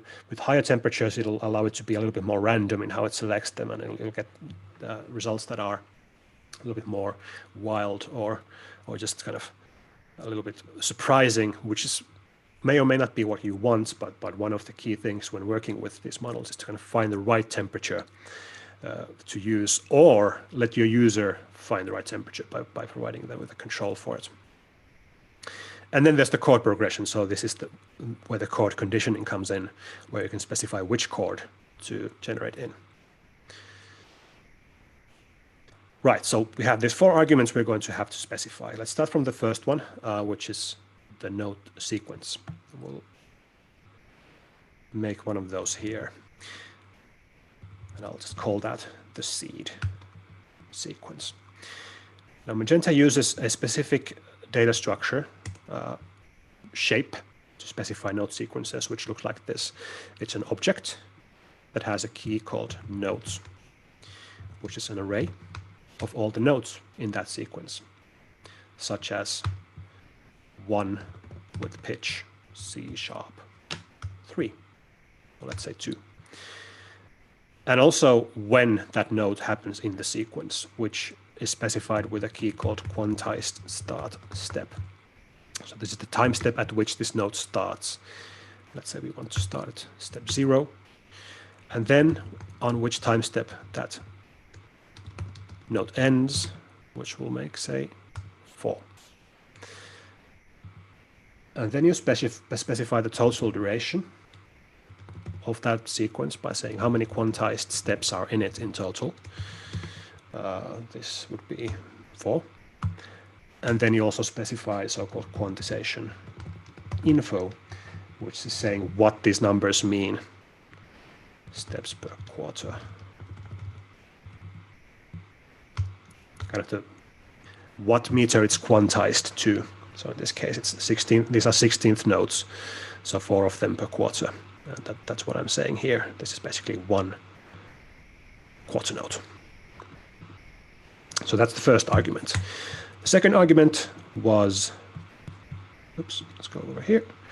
How many steps to continue? So our melody is 32 16th notes. We have 4 here, so we want 28 more to make a full 32 beat step sequence. Then we have temperature. Just make that start with 1.2, just as a first guess. And then the chord progression, which for us will be just 1 chord, which is a C# minor 7th chord. All right. Now we can use these to call the continue sequence method on this RNN. So we can say melody RNN continue sequence for this seed, for these many steps on this temperature, for this chord progression. This will do the generation using the model that has been loaded, and it will return a promise, which we need to wait for, and then put that into a variable, and which I will now log into our console to see if we are doing everything right here. So now when I click on this button, it should do all of this and give me a melody data structure as a result. And it is doing that, which means this is working. So here we see what it came out with. It is another one of these note sequences with a lot more information in it that we actually need. What we need are the notes here. Here they are. Here's a melody of how Magenta thinks this melody should continue. And actually, to be perfectly sure we're doing the right thing, I will also do something about this, because what Magenta, as you see, uses internally is MIDI. These are MIDI notes for these pitches, not note names or symbolic names for notes, but the actual MIDI numbers for them. And I would like to make sure I'm giving it what it expects, because I'm not quite sure this will work or not. It might, because this looks kind of right. But I'll just kind of play it safe and turn this into MIDI using Tone.js. So I can do it like this. I can make a tone frequency object, give it a note, and say to MIDI for that, which will give me the MIDI number for this note. So I don't have to remember what it is and still have the MIDI representation. See if this still works. Oops. Oop. I think I'm getting too low with this note. It's saying it's outside of the valid range. So 37 is the MIDI note of C#2. And these models always have like a pitch range that they support, that you can't go too low or too high or out of that range. So it complained about that, so I switched this an octave up to C#3 and see if that works now. Looks like it does work, yeah. Okay. All right, so we have two note sequences now, our seed, which is the beginning of the melody, and the result, which is the continuation. Now, what we want to use when we play this thing is the combination of both of those, because this is how we specified the melody should begin, and this is how it continues. We want both to be played, so I'll just combine them into one. And there is a helper function in Magenta core for this, which is called core sequences concatenate, which takes two or more of note sequences and just makes them so that they are playing back to back. So in this case, seed and result. So I'm just going to log that too, so that I can test it. The first generation always is a bit slow, because it's also when Magenta loads these models into the GPU where they'll be running. So the first click is a bit slow. But now we have our combined thing here, which begins from our seed note, which I believe is this one, the C#3, and then continues with what Magenta generated. And what we do with that is now we punch that into our step sequencer here, so we can both see it and hear it. And that'll be the punchline of this part of the exercise. So Nexus UI sequencers. Let's go and see what's going on there. Just find the documentation here. The sequencer has a thing called matrix, which is the model in which all the data is held. And that has various ways to toggle and set cells programmatically on that grid. And that is exactly what I need for this. So first of all, I want to clear whatever might be on that grid currently, which I can do by saying sequencer matrix populates all with a pattern, which is just a 0. And then I will replace that with whatever's in here. And I'll do that by looping over of all the nodes in that combined sequence. And now we need to figure out which column and row each note is on. So the column is going to be simply the start step of the note, quantized start step, because we have 32 columns here and 2 bars of melody of 32 steps, and that matches directly. The row is going to be based on this array I made earlier, where well, first of all, I need to find out which note it is and then find the index of that note in this row. And then I'll know which row to put it in. So first I'll need to do the reverse of what I did here, which is to turn Magenta's MIDI output into a note name. So again, I'll use tone frequency for this. Tone frequency, note pitch, which is expected to be in MIDI, and turn that into a note name. And then I'll find sorry, that's going to be node name. And the row is going to be from here, the index of that node name. Now the thing about this is that that node might not be in that index. So even though we have 12 rows here, chord pitches improv might still come out with, say, a chromatic note or an out of range note. So we want to check if the row still exists. If it doesn't exist, you might choose to do various things with it. I'll just ignore it in this case. So I'll just see that the row is in range, so that it is greater or equals than 0, because it'll be -1 if that node doesn't exist in our sequencer. Now, if that does exist, we can go and punch that in. So we can say sequencer, matrix, set, cell of this column, of this row to 1. In other words, it should be on. Now, this is exciting. Let's see if this works.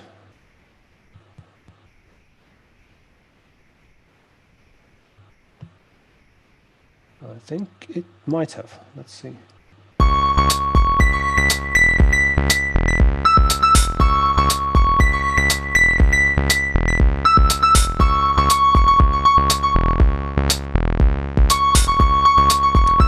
So now every time I click on this button,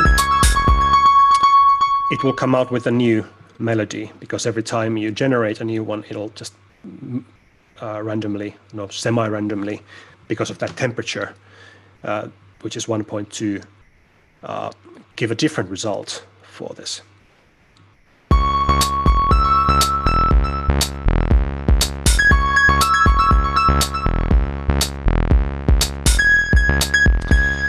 And this is something I could do all day and just keep clicking on that button now, but maybe that is not the most entertaining thing or educational thing to do. So I'll move on. But what we have achieved here is basically we've generated melodies with Magenta.js. So we have a neural net that we've loaded up onto the page, an RNN. In this case, we have asked it to generate a continuation for a melody that we have specified here. And we've gotten the result and integrated it back into our UI. So now we have a way for the user to click on this button to get Magenta to generate melodies for them. All right, so that is how you can use RNNs. And as I showed earlier, there are these different checkpoints, including ones for drums. So you could also use a very similar or exactly the same, really, way to generate drum patterns using RNNs for the kind of drum pattern I've used actually in this app. So you can kind of do that. We're not going to do that today. We're going to do something else with drums instead, actually, which is to start to think more about not really how to generate new structures, but how to modify existing structures with Magenta. Because we do have this drum pattern already. Right here. We might want to kind of modify that in different ways to make that maybe sound a bit more interesting, or just find kind of new ways to think about it. And this is where VAE models come in. So we have these two kinds of models, RNNs and VAEs in Magenta. VAEs, also called variational autoencoders, are often useful when you have something that exists. So that's at least how I think of them. They're used to kind of morph sequences into other kinds of sequences. In this case, I'm thinking of taking the drum sequence we have and morphing it into something else. And what I'm thinking of in particular is a model called Groove, VAE, which has this mode, which I'll just find from here. Groovy. Humanize. It says it takes a 2-bar model that takes a quantized constant velocity drum pattern, which is exactly what we have, and turns it into a humanized groove. In other words, it's trained on captured performance data of how people actually perform drum patterns, and has that kind of timing intervals that kind of have that kind of expressivity in them, as well as velocities that kind of have expressivity in them, instead of being this kind of robotic drum machine pattern that we have at the moment. And that might be interesting to try with this thing that we have right now.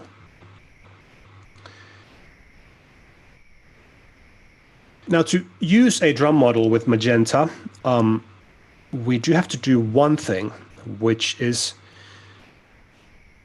to think about data representation. So what our drum pattern has here is these drums basically just with names that I came up with for this application. This is a kick, this is a closed hi-hat, open hi-hat, which just matches with the sample names I have in here. Magenta models don't understand these drum names.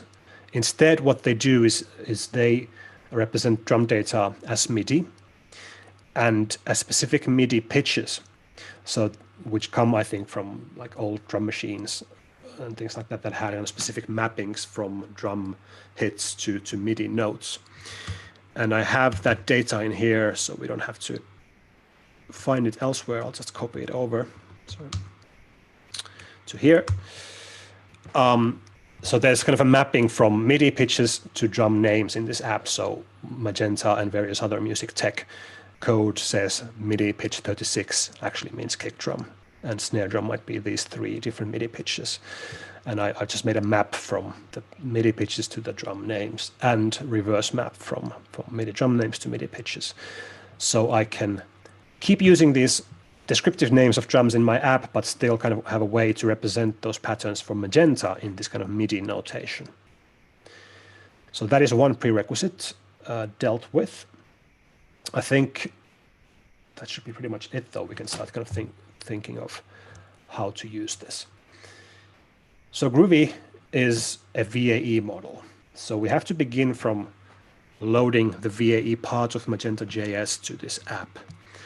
And because we've so far only included the RNN, which you can see here. So now we're going to need another one, which is going to go right after the RNN here.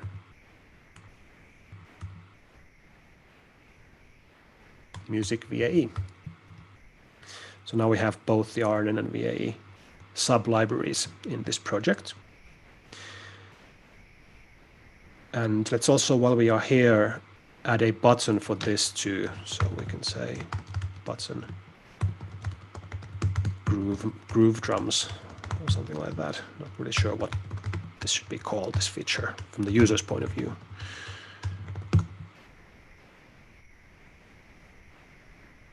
Well, let's call it that. So this, I want to be able to click, and that should morph the drum pattern into the output that comes from Groovy.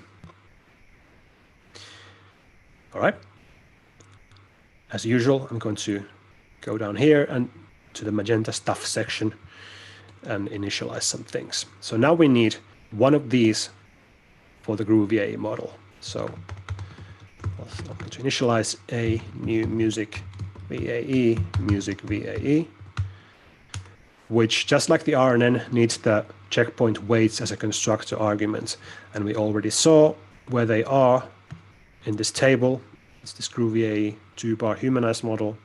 It's going to go to the right side of that, copy that checkpoint URL, drop that into constructor here. And then, just like we did with the RNN, initialize it, which will load it up and grab that result into a variable,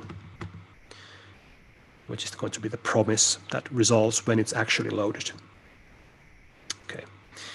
And then we'll do our click handler for the button down here. Groove drums on click. An async function, click handler, which as its first job waits for this load for the Groovy VAE model. And then we can start thinking of what to do. when the click happens.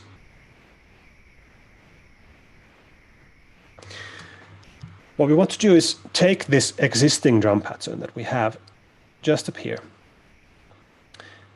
and transform that with Groovy AE to another drum pattern. So our first job is to kind of figure out a way to take this data structure and turn it into one of those note sequences that Magenta understands. So we'll do that first. That's going to be our original pattern, which is going to be the same shape as this thing here. So a thing that has notes as an array, it has total quantized steps. I think our drum pattern was it 2 bars long? Yes, it is 2 bars long, 2 measures. So 32 steps. And with the quantization info,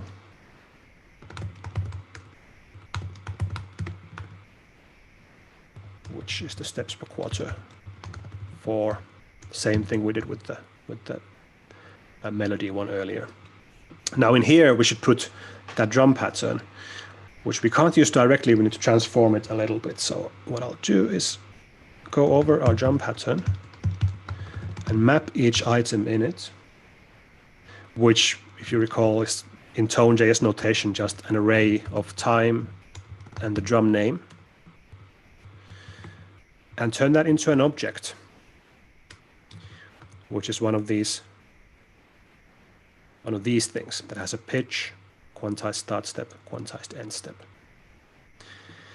Now that pitch is going to be based on those MIDI drum mappings that we talked about a few minutes ago. So we'll use those maps, one of those maps that I added. So drum to MIDI, get the MIDI number that corresponds to that drum name that was in there. For the quantized start step and end step, let's think about this a little bit, what those should be.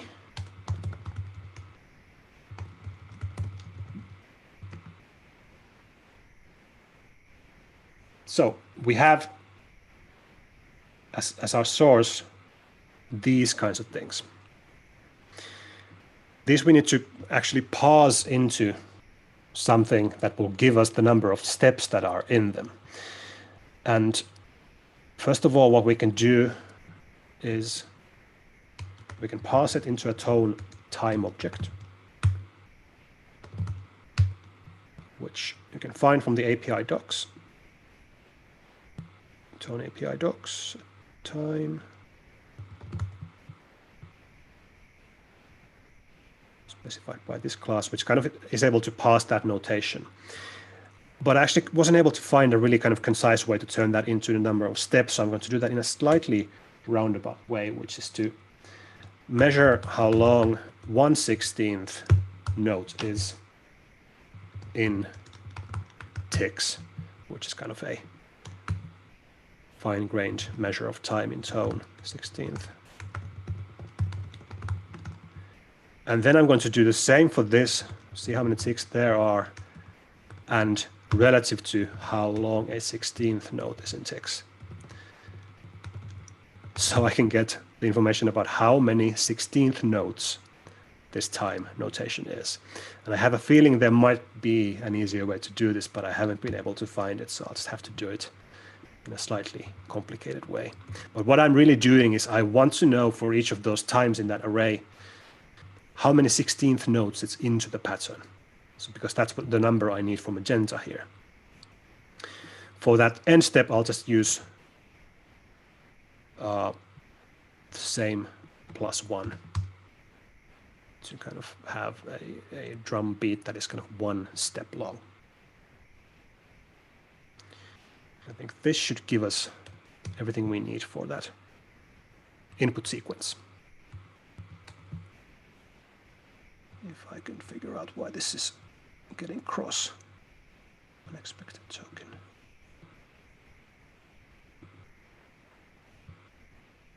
Or is it just glitch?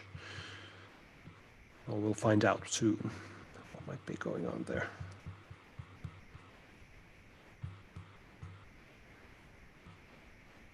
missing closing parenthesis after argument list, which would be, it's this one.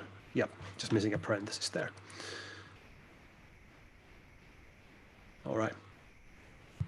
Now, when talking about VAEs and how to work with them, with RNNs, we saw that what we call is this thing called continuous sequence.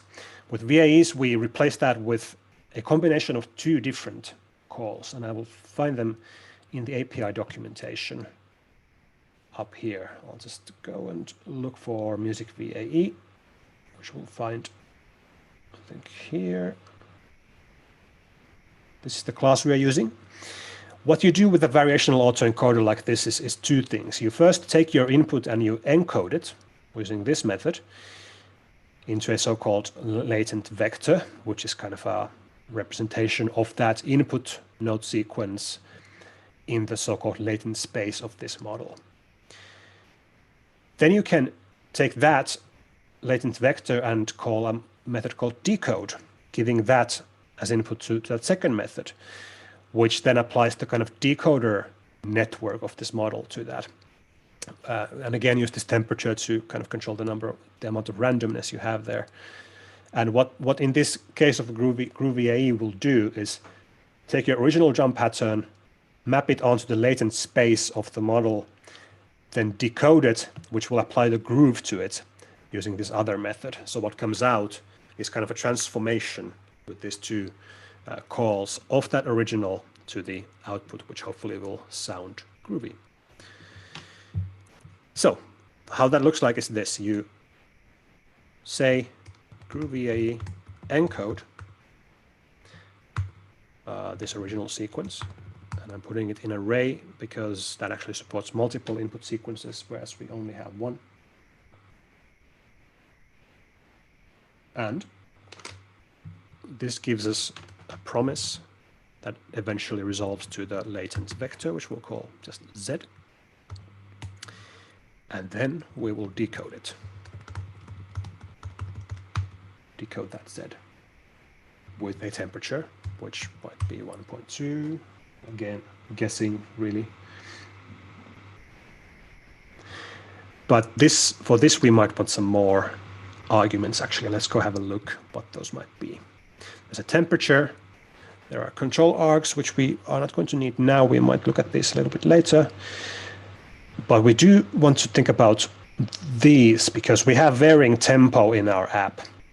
And what's going to come out of that model is kind of dependent on what BPM we have at the moment. So we're going to have to supply that over here, as well as the steps per quarter that we are quantizing into. So I'll just do those. So temperature, control args, which I won't define, but then we have the quantized time steps for, and then the BPM, which I will get from our transport. And we already saw earlier where that is. It's in the BPM of the transport object. All right. Let's see if that does anything by logging that result out. What we would expect is a note sequence, just like before. And we click on that.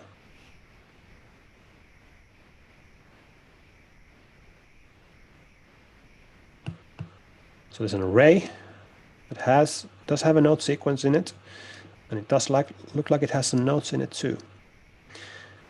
And this looks like it should, I think. These are the pitches which correspond to those different drum hits. The timing now is not quantized, so it's in absolute time, which has that, hopefully, that kind of groovy timing in it, that kind of expressive timing, which is off-grid, off the quantized grid. It also has velocities for like expressivity and how hard the drums are hit. My samples don't really support that at the moment, so we're going to ignore that. But in a more sophisticated app, you should use that information, because the model also encodes like how hard the drums are hit, which is a big part of the groove itself. But I'm just going to use these times here and put those into the drum part that we have up here, that we did at the very beginning of the workshop. So what I'll do is I'll clear the old drum part, I will loop over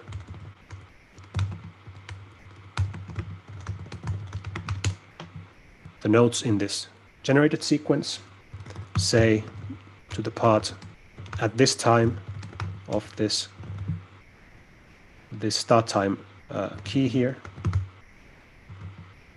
play the drum, which will be a MIDI pitch over here, which I will need to turn into a drum name with our map that we have in here, note pitch. So that's kind of replacing in that tone drum pad that we manually constructed earlier with whatever comes out of this generated structure here. Let's see if that works and how it might sound like. Oops, some issue there. Oh yeah, the result that comes out here, again, because these VAs support multiple tone note sequences, is an array. So, and we only have one, so we have to dig into it and get that 0th element of it to actually get the note sequence from the array of note sequences.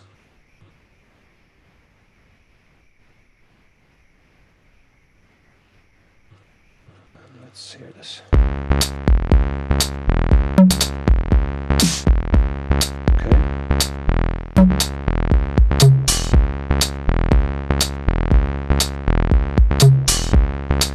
It is different.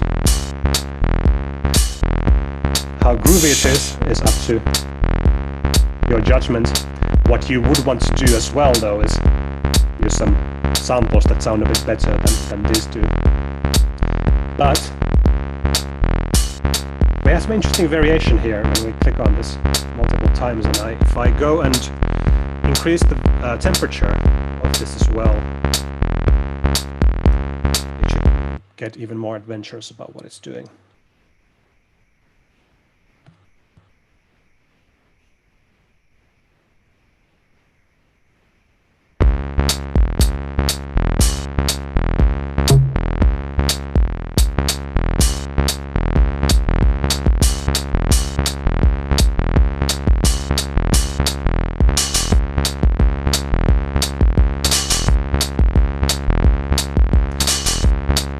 It's kind of doing things with the kick drum pattern. It's also adding some flourishes of crash cymbals and various things that I actually didn't put in my original sequence, but it kind of interprets as things that a human drummer might kind of do to dress it up.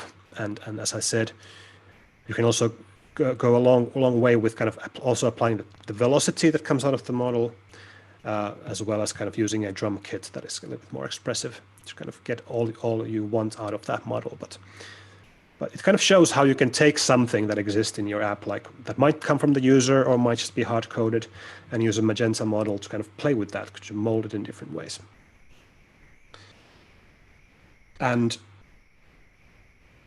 with that, I think I'll move on to the final model I'll apply today, which is another VAE and another way to kind of think of transforming sequences, because we've done that for drums now. I would like to go back to this melody idea here and kind of do a little bit more with that as well, and see what we could do with VAEs applied to melodies.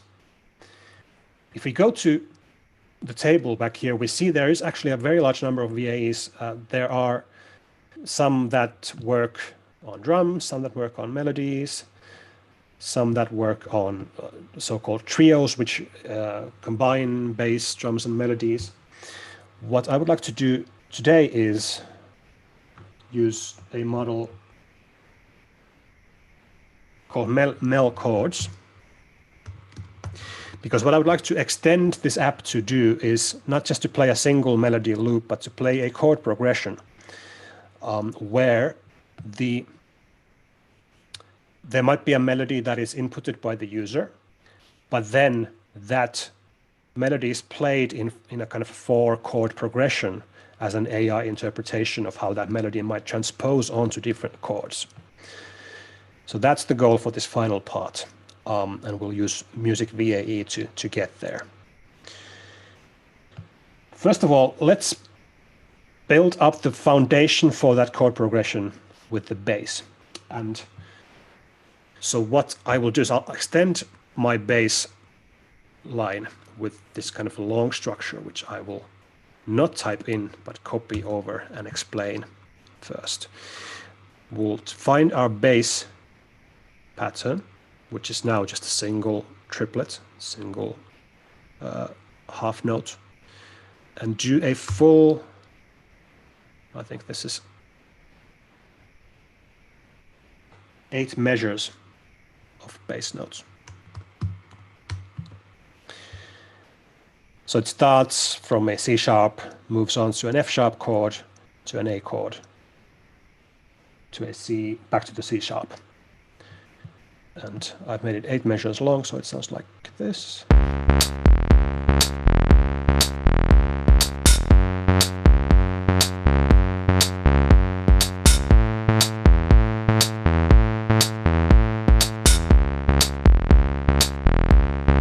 And then it loops.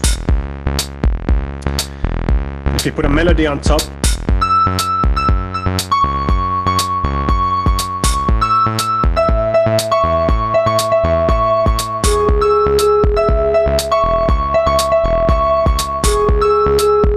it actually sounds all right by itself, just by kind of varying the chord with the bass itself, keeping the melody at the same structure, and that is the effect that you might actually want. But I'm going to do something further than that today, which is to take this melody and transpose it to all these different chords to make 4 different variations of it, and see what happens with that. I'm just going to remove this button here, or at least put it in comments, so that if you want to look at that code later, you can still see it. But I'm not going to need that anymore, because what I want this interaction to be really is that you can just click on this pattern here, and whenever you make a change, the app will automatically kind of behind the scenes regenerate that chord progression for you, so you don't have to kind of click on a special generate button anymore. So I'm just kind of changing my mind about how the interaction here works, and that means I also won't need the RNN anymore. I'm just going to comment it out and not use that, because instead I will use a VAE to do this. We already have the VAE class, the library. What we need to do is make another one of these objects to have another model loaded into it. So we have one for Groovy. We now want another one for this melody chords one. So I'll make one here, mel chords VAE, which is initialized the same way, music VAE. But in this case, I will grab the weights, the checkpoint for this melody chords model.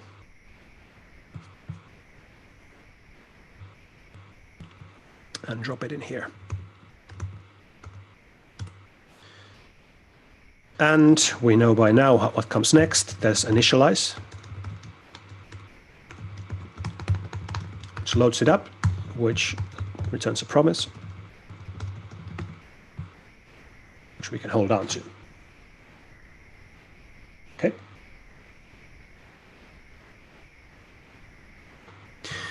Now let's think here. I said we want to kind of tap onto every interaction over here. And whenever the user clicks on any cell, what we want to do is trigger some generation in the background. So you might recall this change handler that we had earlier for our little sequencer, which is called so that we can put stuff directly into a lead part. I'm going to replace that now, so that whenever you click on it and it changes, we're not going to do any of that. But we're going to call a special function called generate melodies. So what goes from the step sequencer does not directly get played anymore. We're just going to pass it into this function that I'm about to introduce down here. Generate melodies. So what we're saying is we're kind of hooking this function to run whenever any change occurs in this step sequencer when the user clicks on it.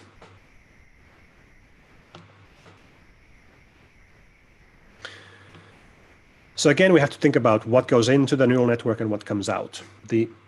What goes in is going to be another one of these node sequences. So input is going to be a thing that has the nodes in it, a thing that has total quantized steps, which is going to be 32 because that's 2 measures that we're working with, and a quantization info with 4 steps per quarter.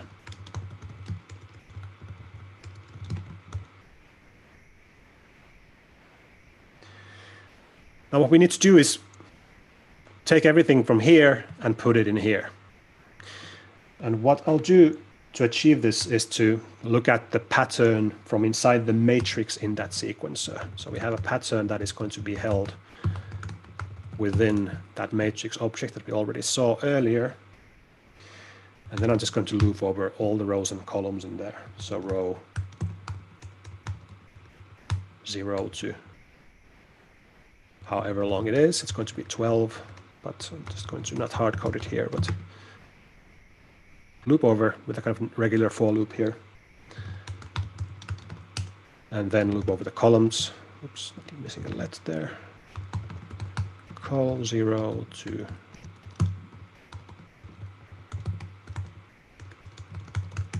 however many there are. Plus, plus. Okay. Now, if there is something here, so if the pattern in this row and column is on, that means there's a note in there, and we need to put a note in here. So input notes push something, and that something is to be again one of these things with the pitch, quantized start step, and a quantized end step. The start step in this case is simply the column, because that follows the same numbering of 0 to 32. And I'm just going to decide these are all 2 16th notes or an 8th note long. So end step comes 2 steps after the start step. And the pitch is going to be a MIDI version of one of these things again. So we mapped to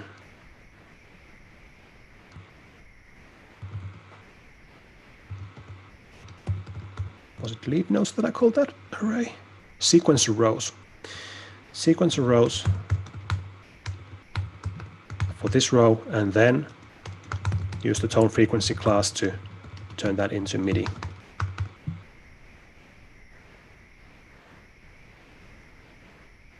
And now I think we have our node sequence. I'm just going to do some sanity checking by seeing what we have built here.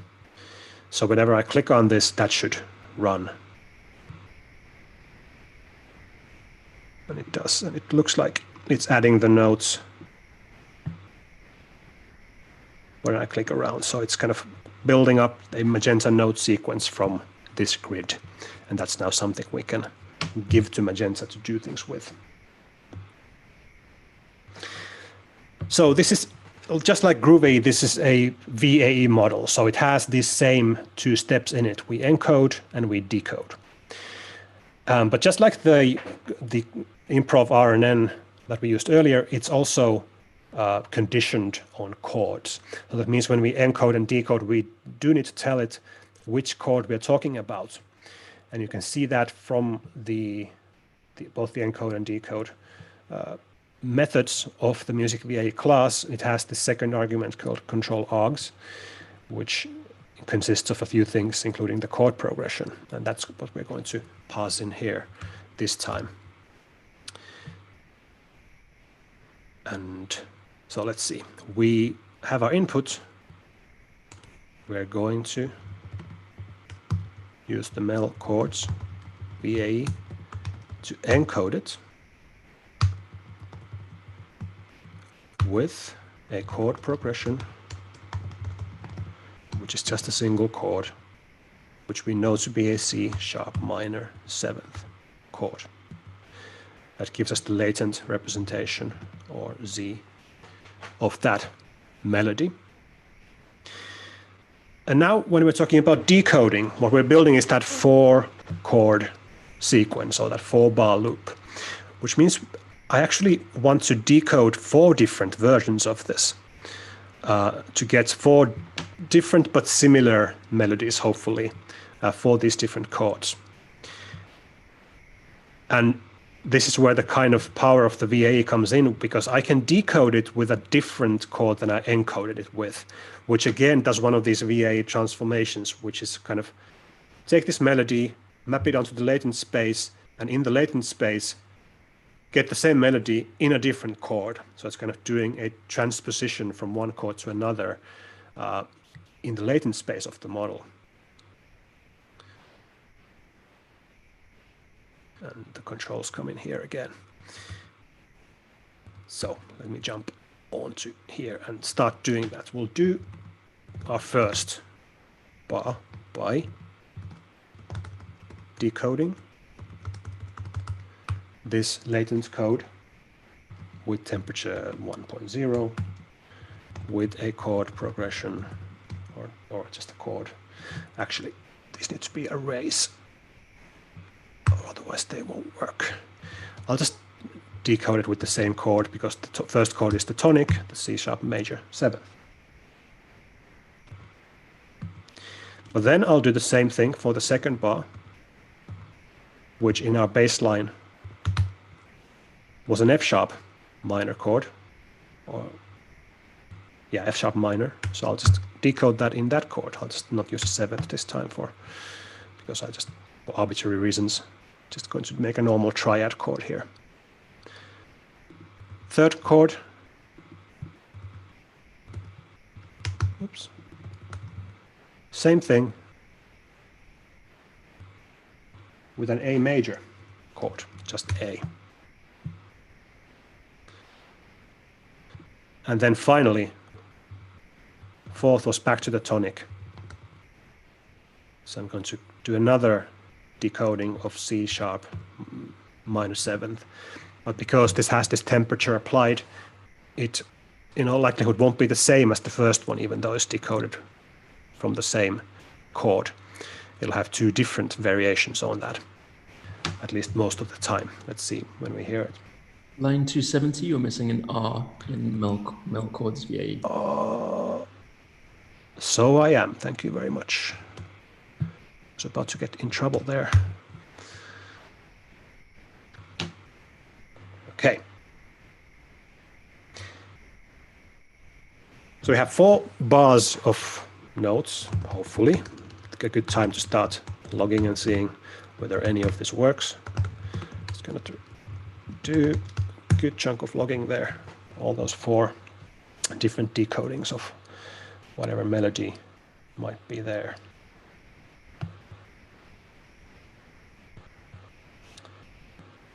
And we do seem to have some issue missing quantization info from the note sequence. Quantization info. Oh, another typo there. Steps per quarter. Let's try that again. So I'm clicking on a cell here to sort of trigger the generation to occur. And we've got these 4 results.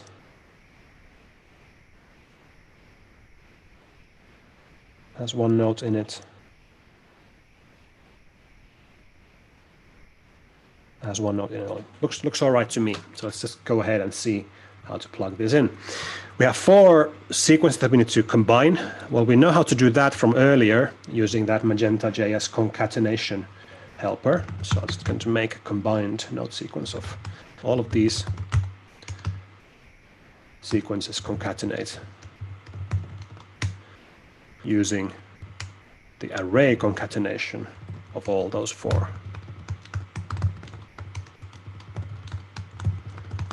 To get one big sequence of all these melodies back to back.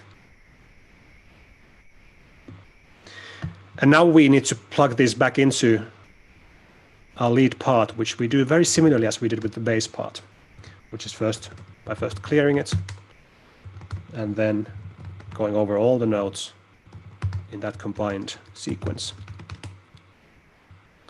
and saying to the lead part at a certain time there's a certain note. Now with the drums, we were using this kind of seconds because that groove A comes out with absolute time. Mel chords works in quantized time, so what comes out of these are going to be these quantized start step things, which we can use this notation we see before of saying to tone, these are 16th notes, and there is this many of them for this particular note. And the pitch is going to be a MIDI pitch, so we turn it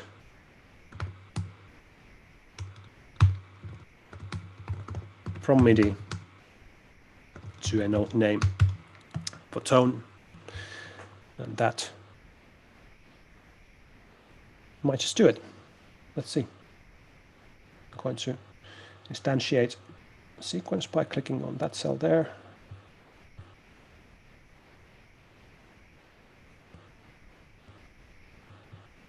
Now, let's see what came out of that.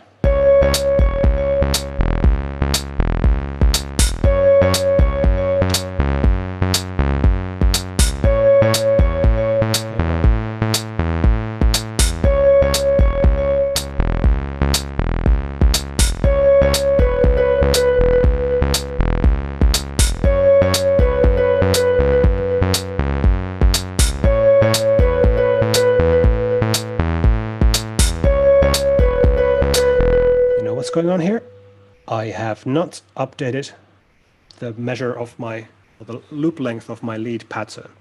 It's still at 2 measures, which is why it's only looping the first chord of that chord progression. That's why you didn't hear any difference there. I need to make that 8 measures long in that looping, make that looping points be the whole measure long, so that you can hear all those 4 different chords.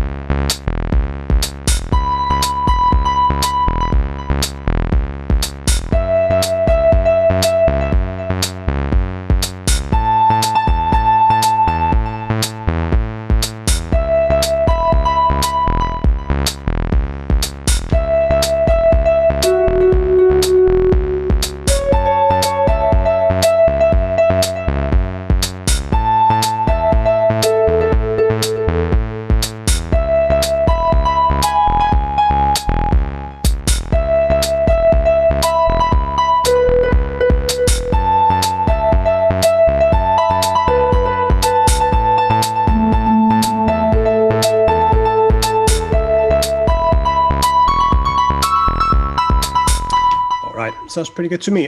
So what this is doing is it's kind of taking this as an input, what the user types in, but then that is not exactly what you hear. You hear a neural network interpretation of this melody, and you hear it in 4 different versions of it back to back. And some of them are transposed to different chords as well. So you kind of get this kind of assisted composition tool now here, a very simple one where you kind of give the system a hint of what kind of melody you want, but then it will go and generate different variations of it for different chords. And that is probably actually a good place to stop today. And just as kind of to summarize the second part of the workshop, or the second part of the code walkthrough at least, we've used 2 different model architectures from Magenta, the Music RNN and Music VAE. And we used music RNN first simply to generate sequences, generate a melody like we did earlier here, which we later replaced with something else.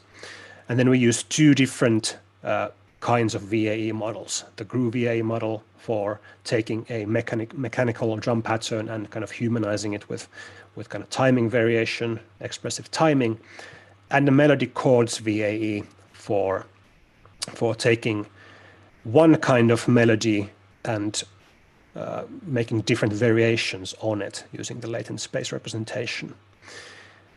So we use two different VAEs, but there's a lot more of them to explore. As I mentioned earlier, there are different kinds of drum VAEs, different melody VAEs. Some of them conditions on chords, some not. There are trio models that take like 4 bars of 3 different instruments, drum kit, a bass line and melody, so you can kind of generate all of them or more of all of them as a whole, if that's what you're interested in. There's also a whole 16-bar version of that, which gives you a very long sequence. And so there's, with music RNN, music VAE, a whole lot of models to explore. And I will just quickly maybe mention, before going to the second Q&A, some of the other Magenta.js facilities that you have that we haven't covered in this workshop, because there's at least 3 interesting kinds of models that you might want to look at. One is GAN-synth, which is a GAN-based actual audio synthesis model that Magenta has, that generates and works on not just notes or symbolic music data, but actual audio data, and makes novel instrument timbres with TensorFlow.js in the browser. And we did a project with Sam a year ago based on this, which is called GAN-Harp, which does this kind of thing where you hear all these sounds that come from the GAN-synth model and then interpolates between them. So you can kind of get a breathy sound and a plucky sound, and then all the sounds between. So this is how you can use Magenta.js to also generate audio material instead of using existing samples in your apps. One thing I should note about GAN-synth, which is sort of a limitation of it, which is that it doesn't actually work in real time. So you can't generate audio as fast as you would play it back. It doesn't work in real time. You have to kind of pre-generate the samples, which takes several seconds to do, and then put them into audio buffers that you then play back. So you kind of, it's another way of kind of obtaining a sample than loading it over a network. But you can play with that, and there's a lot of interesting stuff you can do with that.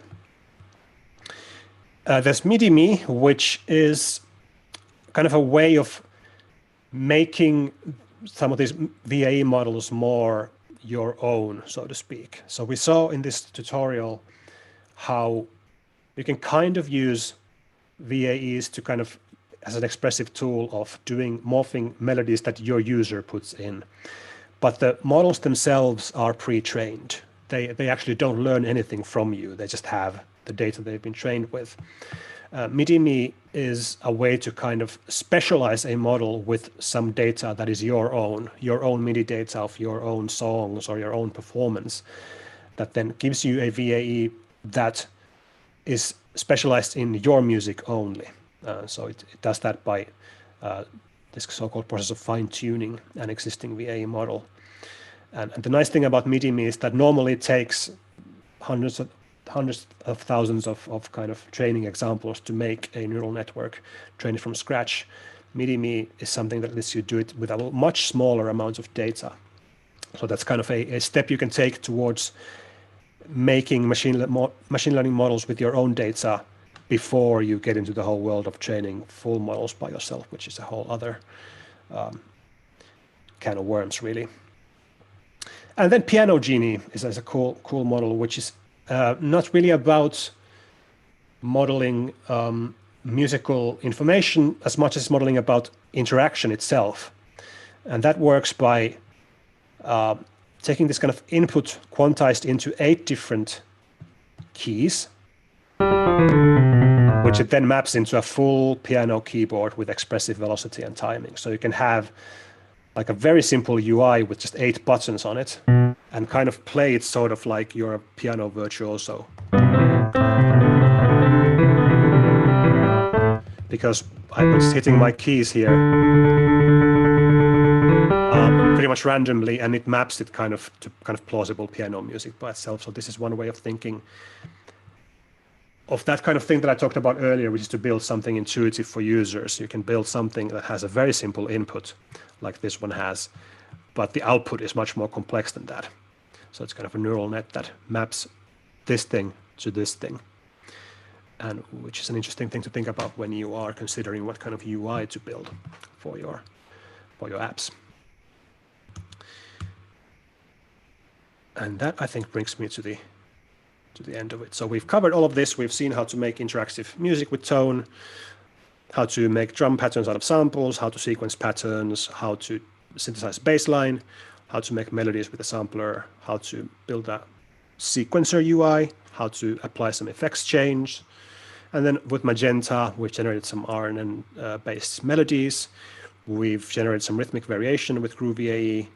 We've transposed melodies into different chords using melody chords VAE, and we've looked at these other models as well, all of which you might find useful in your own projects, but we haven't really talked about in depth today.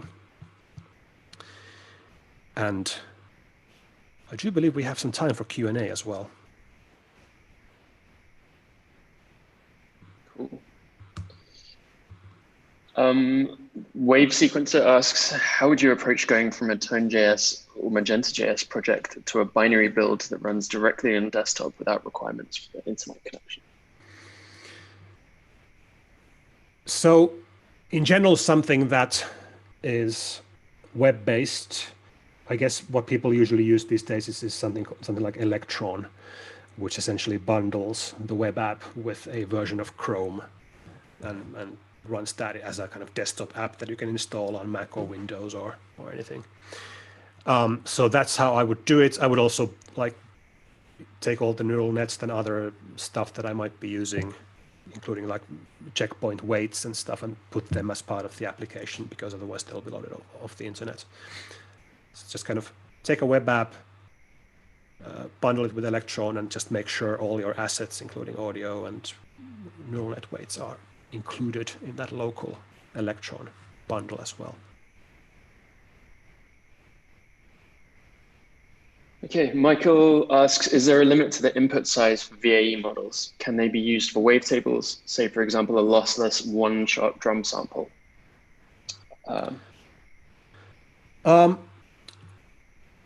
Yes, there are limits. And Magenta, for example, partially, I think, because of these limits, haven't actually put out any VAEs that are in the audio domain for this reason. So a one-shot sample, even a short one, will have tens of thousands at least of samples in it. And these VAEs that we've used have much smaller data sets. So it's like 16 notes in and out, in that order of magnitude. GANsynth does work in the audio domain. And it also does have limits, so it's limited to samples of 4 seconds in length at 16K sample rate. So what is that? 64,000 audio samples in and out. So yeah, there are limits to this, and that's where we are. If you're interested in audio synthesis, I would definitely look at DDSP, which is kind of part of Magenta's latest generation of models, which works in the audio domain. It does it by actually modeling synthesizer or audio DSP graphs as neural networks. So like oscillators and filters and reverb units and things like that. And you can generate audio with that in a much more efficient manner than most existing approaches. That is not available for Magenta.js at the moment, though. So as far as I know, might be soon, hopefully it is. But at the moment, if you use that, if you want to use audio domain stuff, you use either GANsynth with Magenta.js or DDSP with regular Python Magenta to pre-generate samples that you could then load onto your JavaScript app. Okay. Co asks, is it possible to convert Magenta models to Apple's core ML models?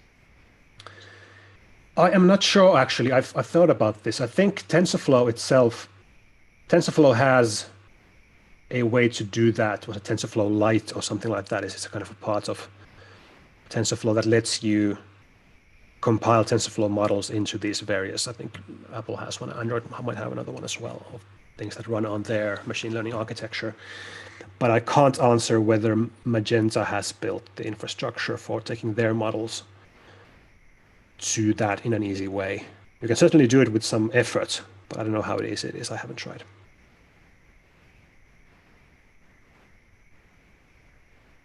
And then finally, from Ted, in Tone.js, regarding the polyphony, number of voices per step, what is the limit? And is that based on browser resources or a default value?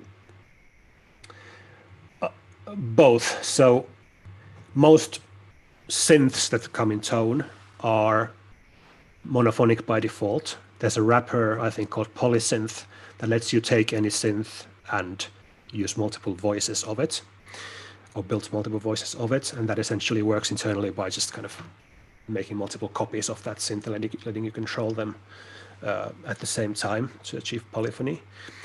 And there is a number of voices parameter you can set on those, and ultimately, yes, it is constrained by how much the web audio implementation on the device can handle, and you will just run into that at some point, probably much earlier if you are interested in running on mobile. And it's a kind of a function of two things: how many voices you have and how complex each individual synth is as well.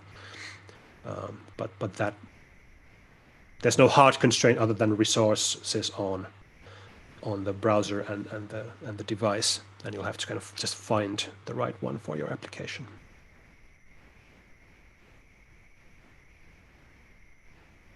Okay, unless anyone has a question that I've missed or wants to post something new now, I don't think we have anything else. Any more to go? Okay.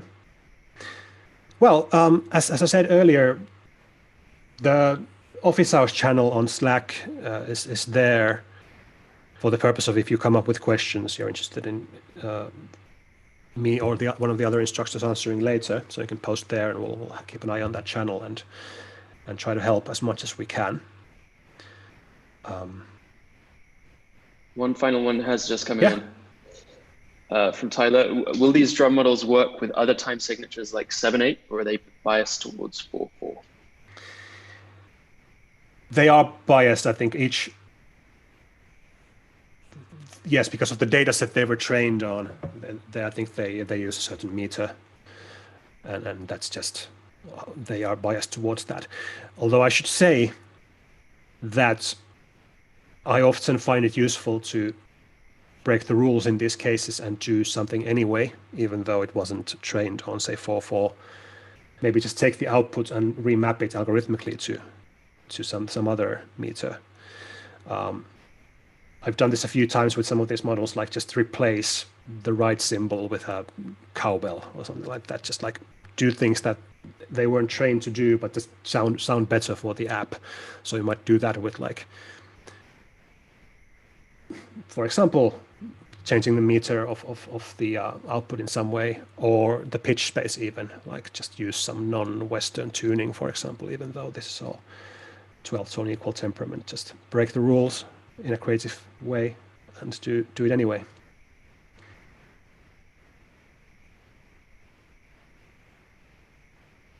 Cool. I think that is genuinely the last question. All right. Well, in that case, thank you very much, everyone who joined today, and hope you found this useful. And I hope you found some inspiration or usefulness in the apps you'll be making in this hackathon as well. And I'm really looking forward to seeing what you make.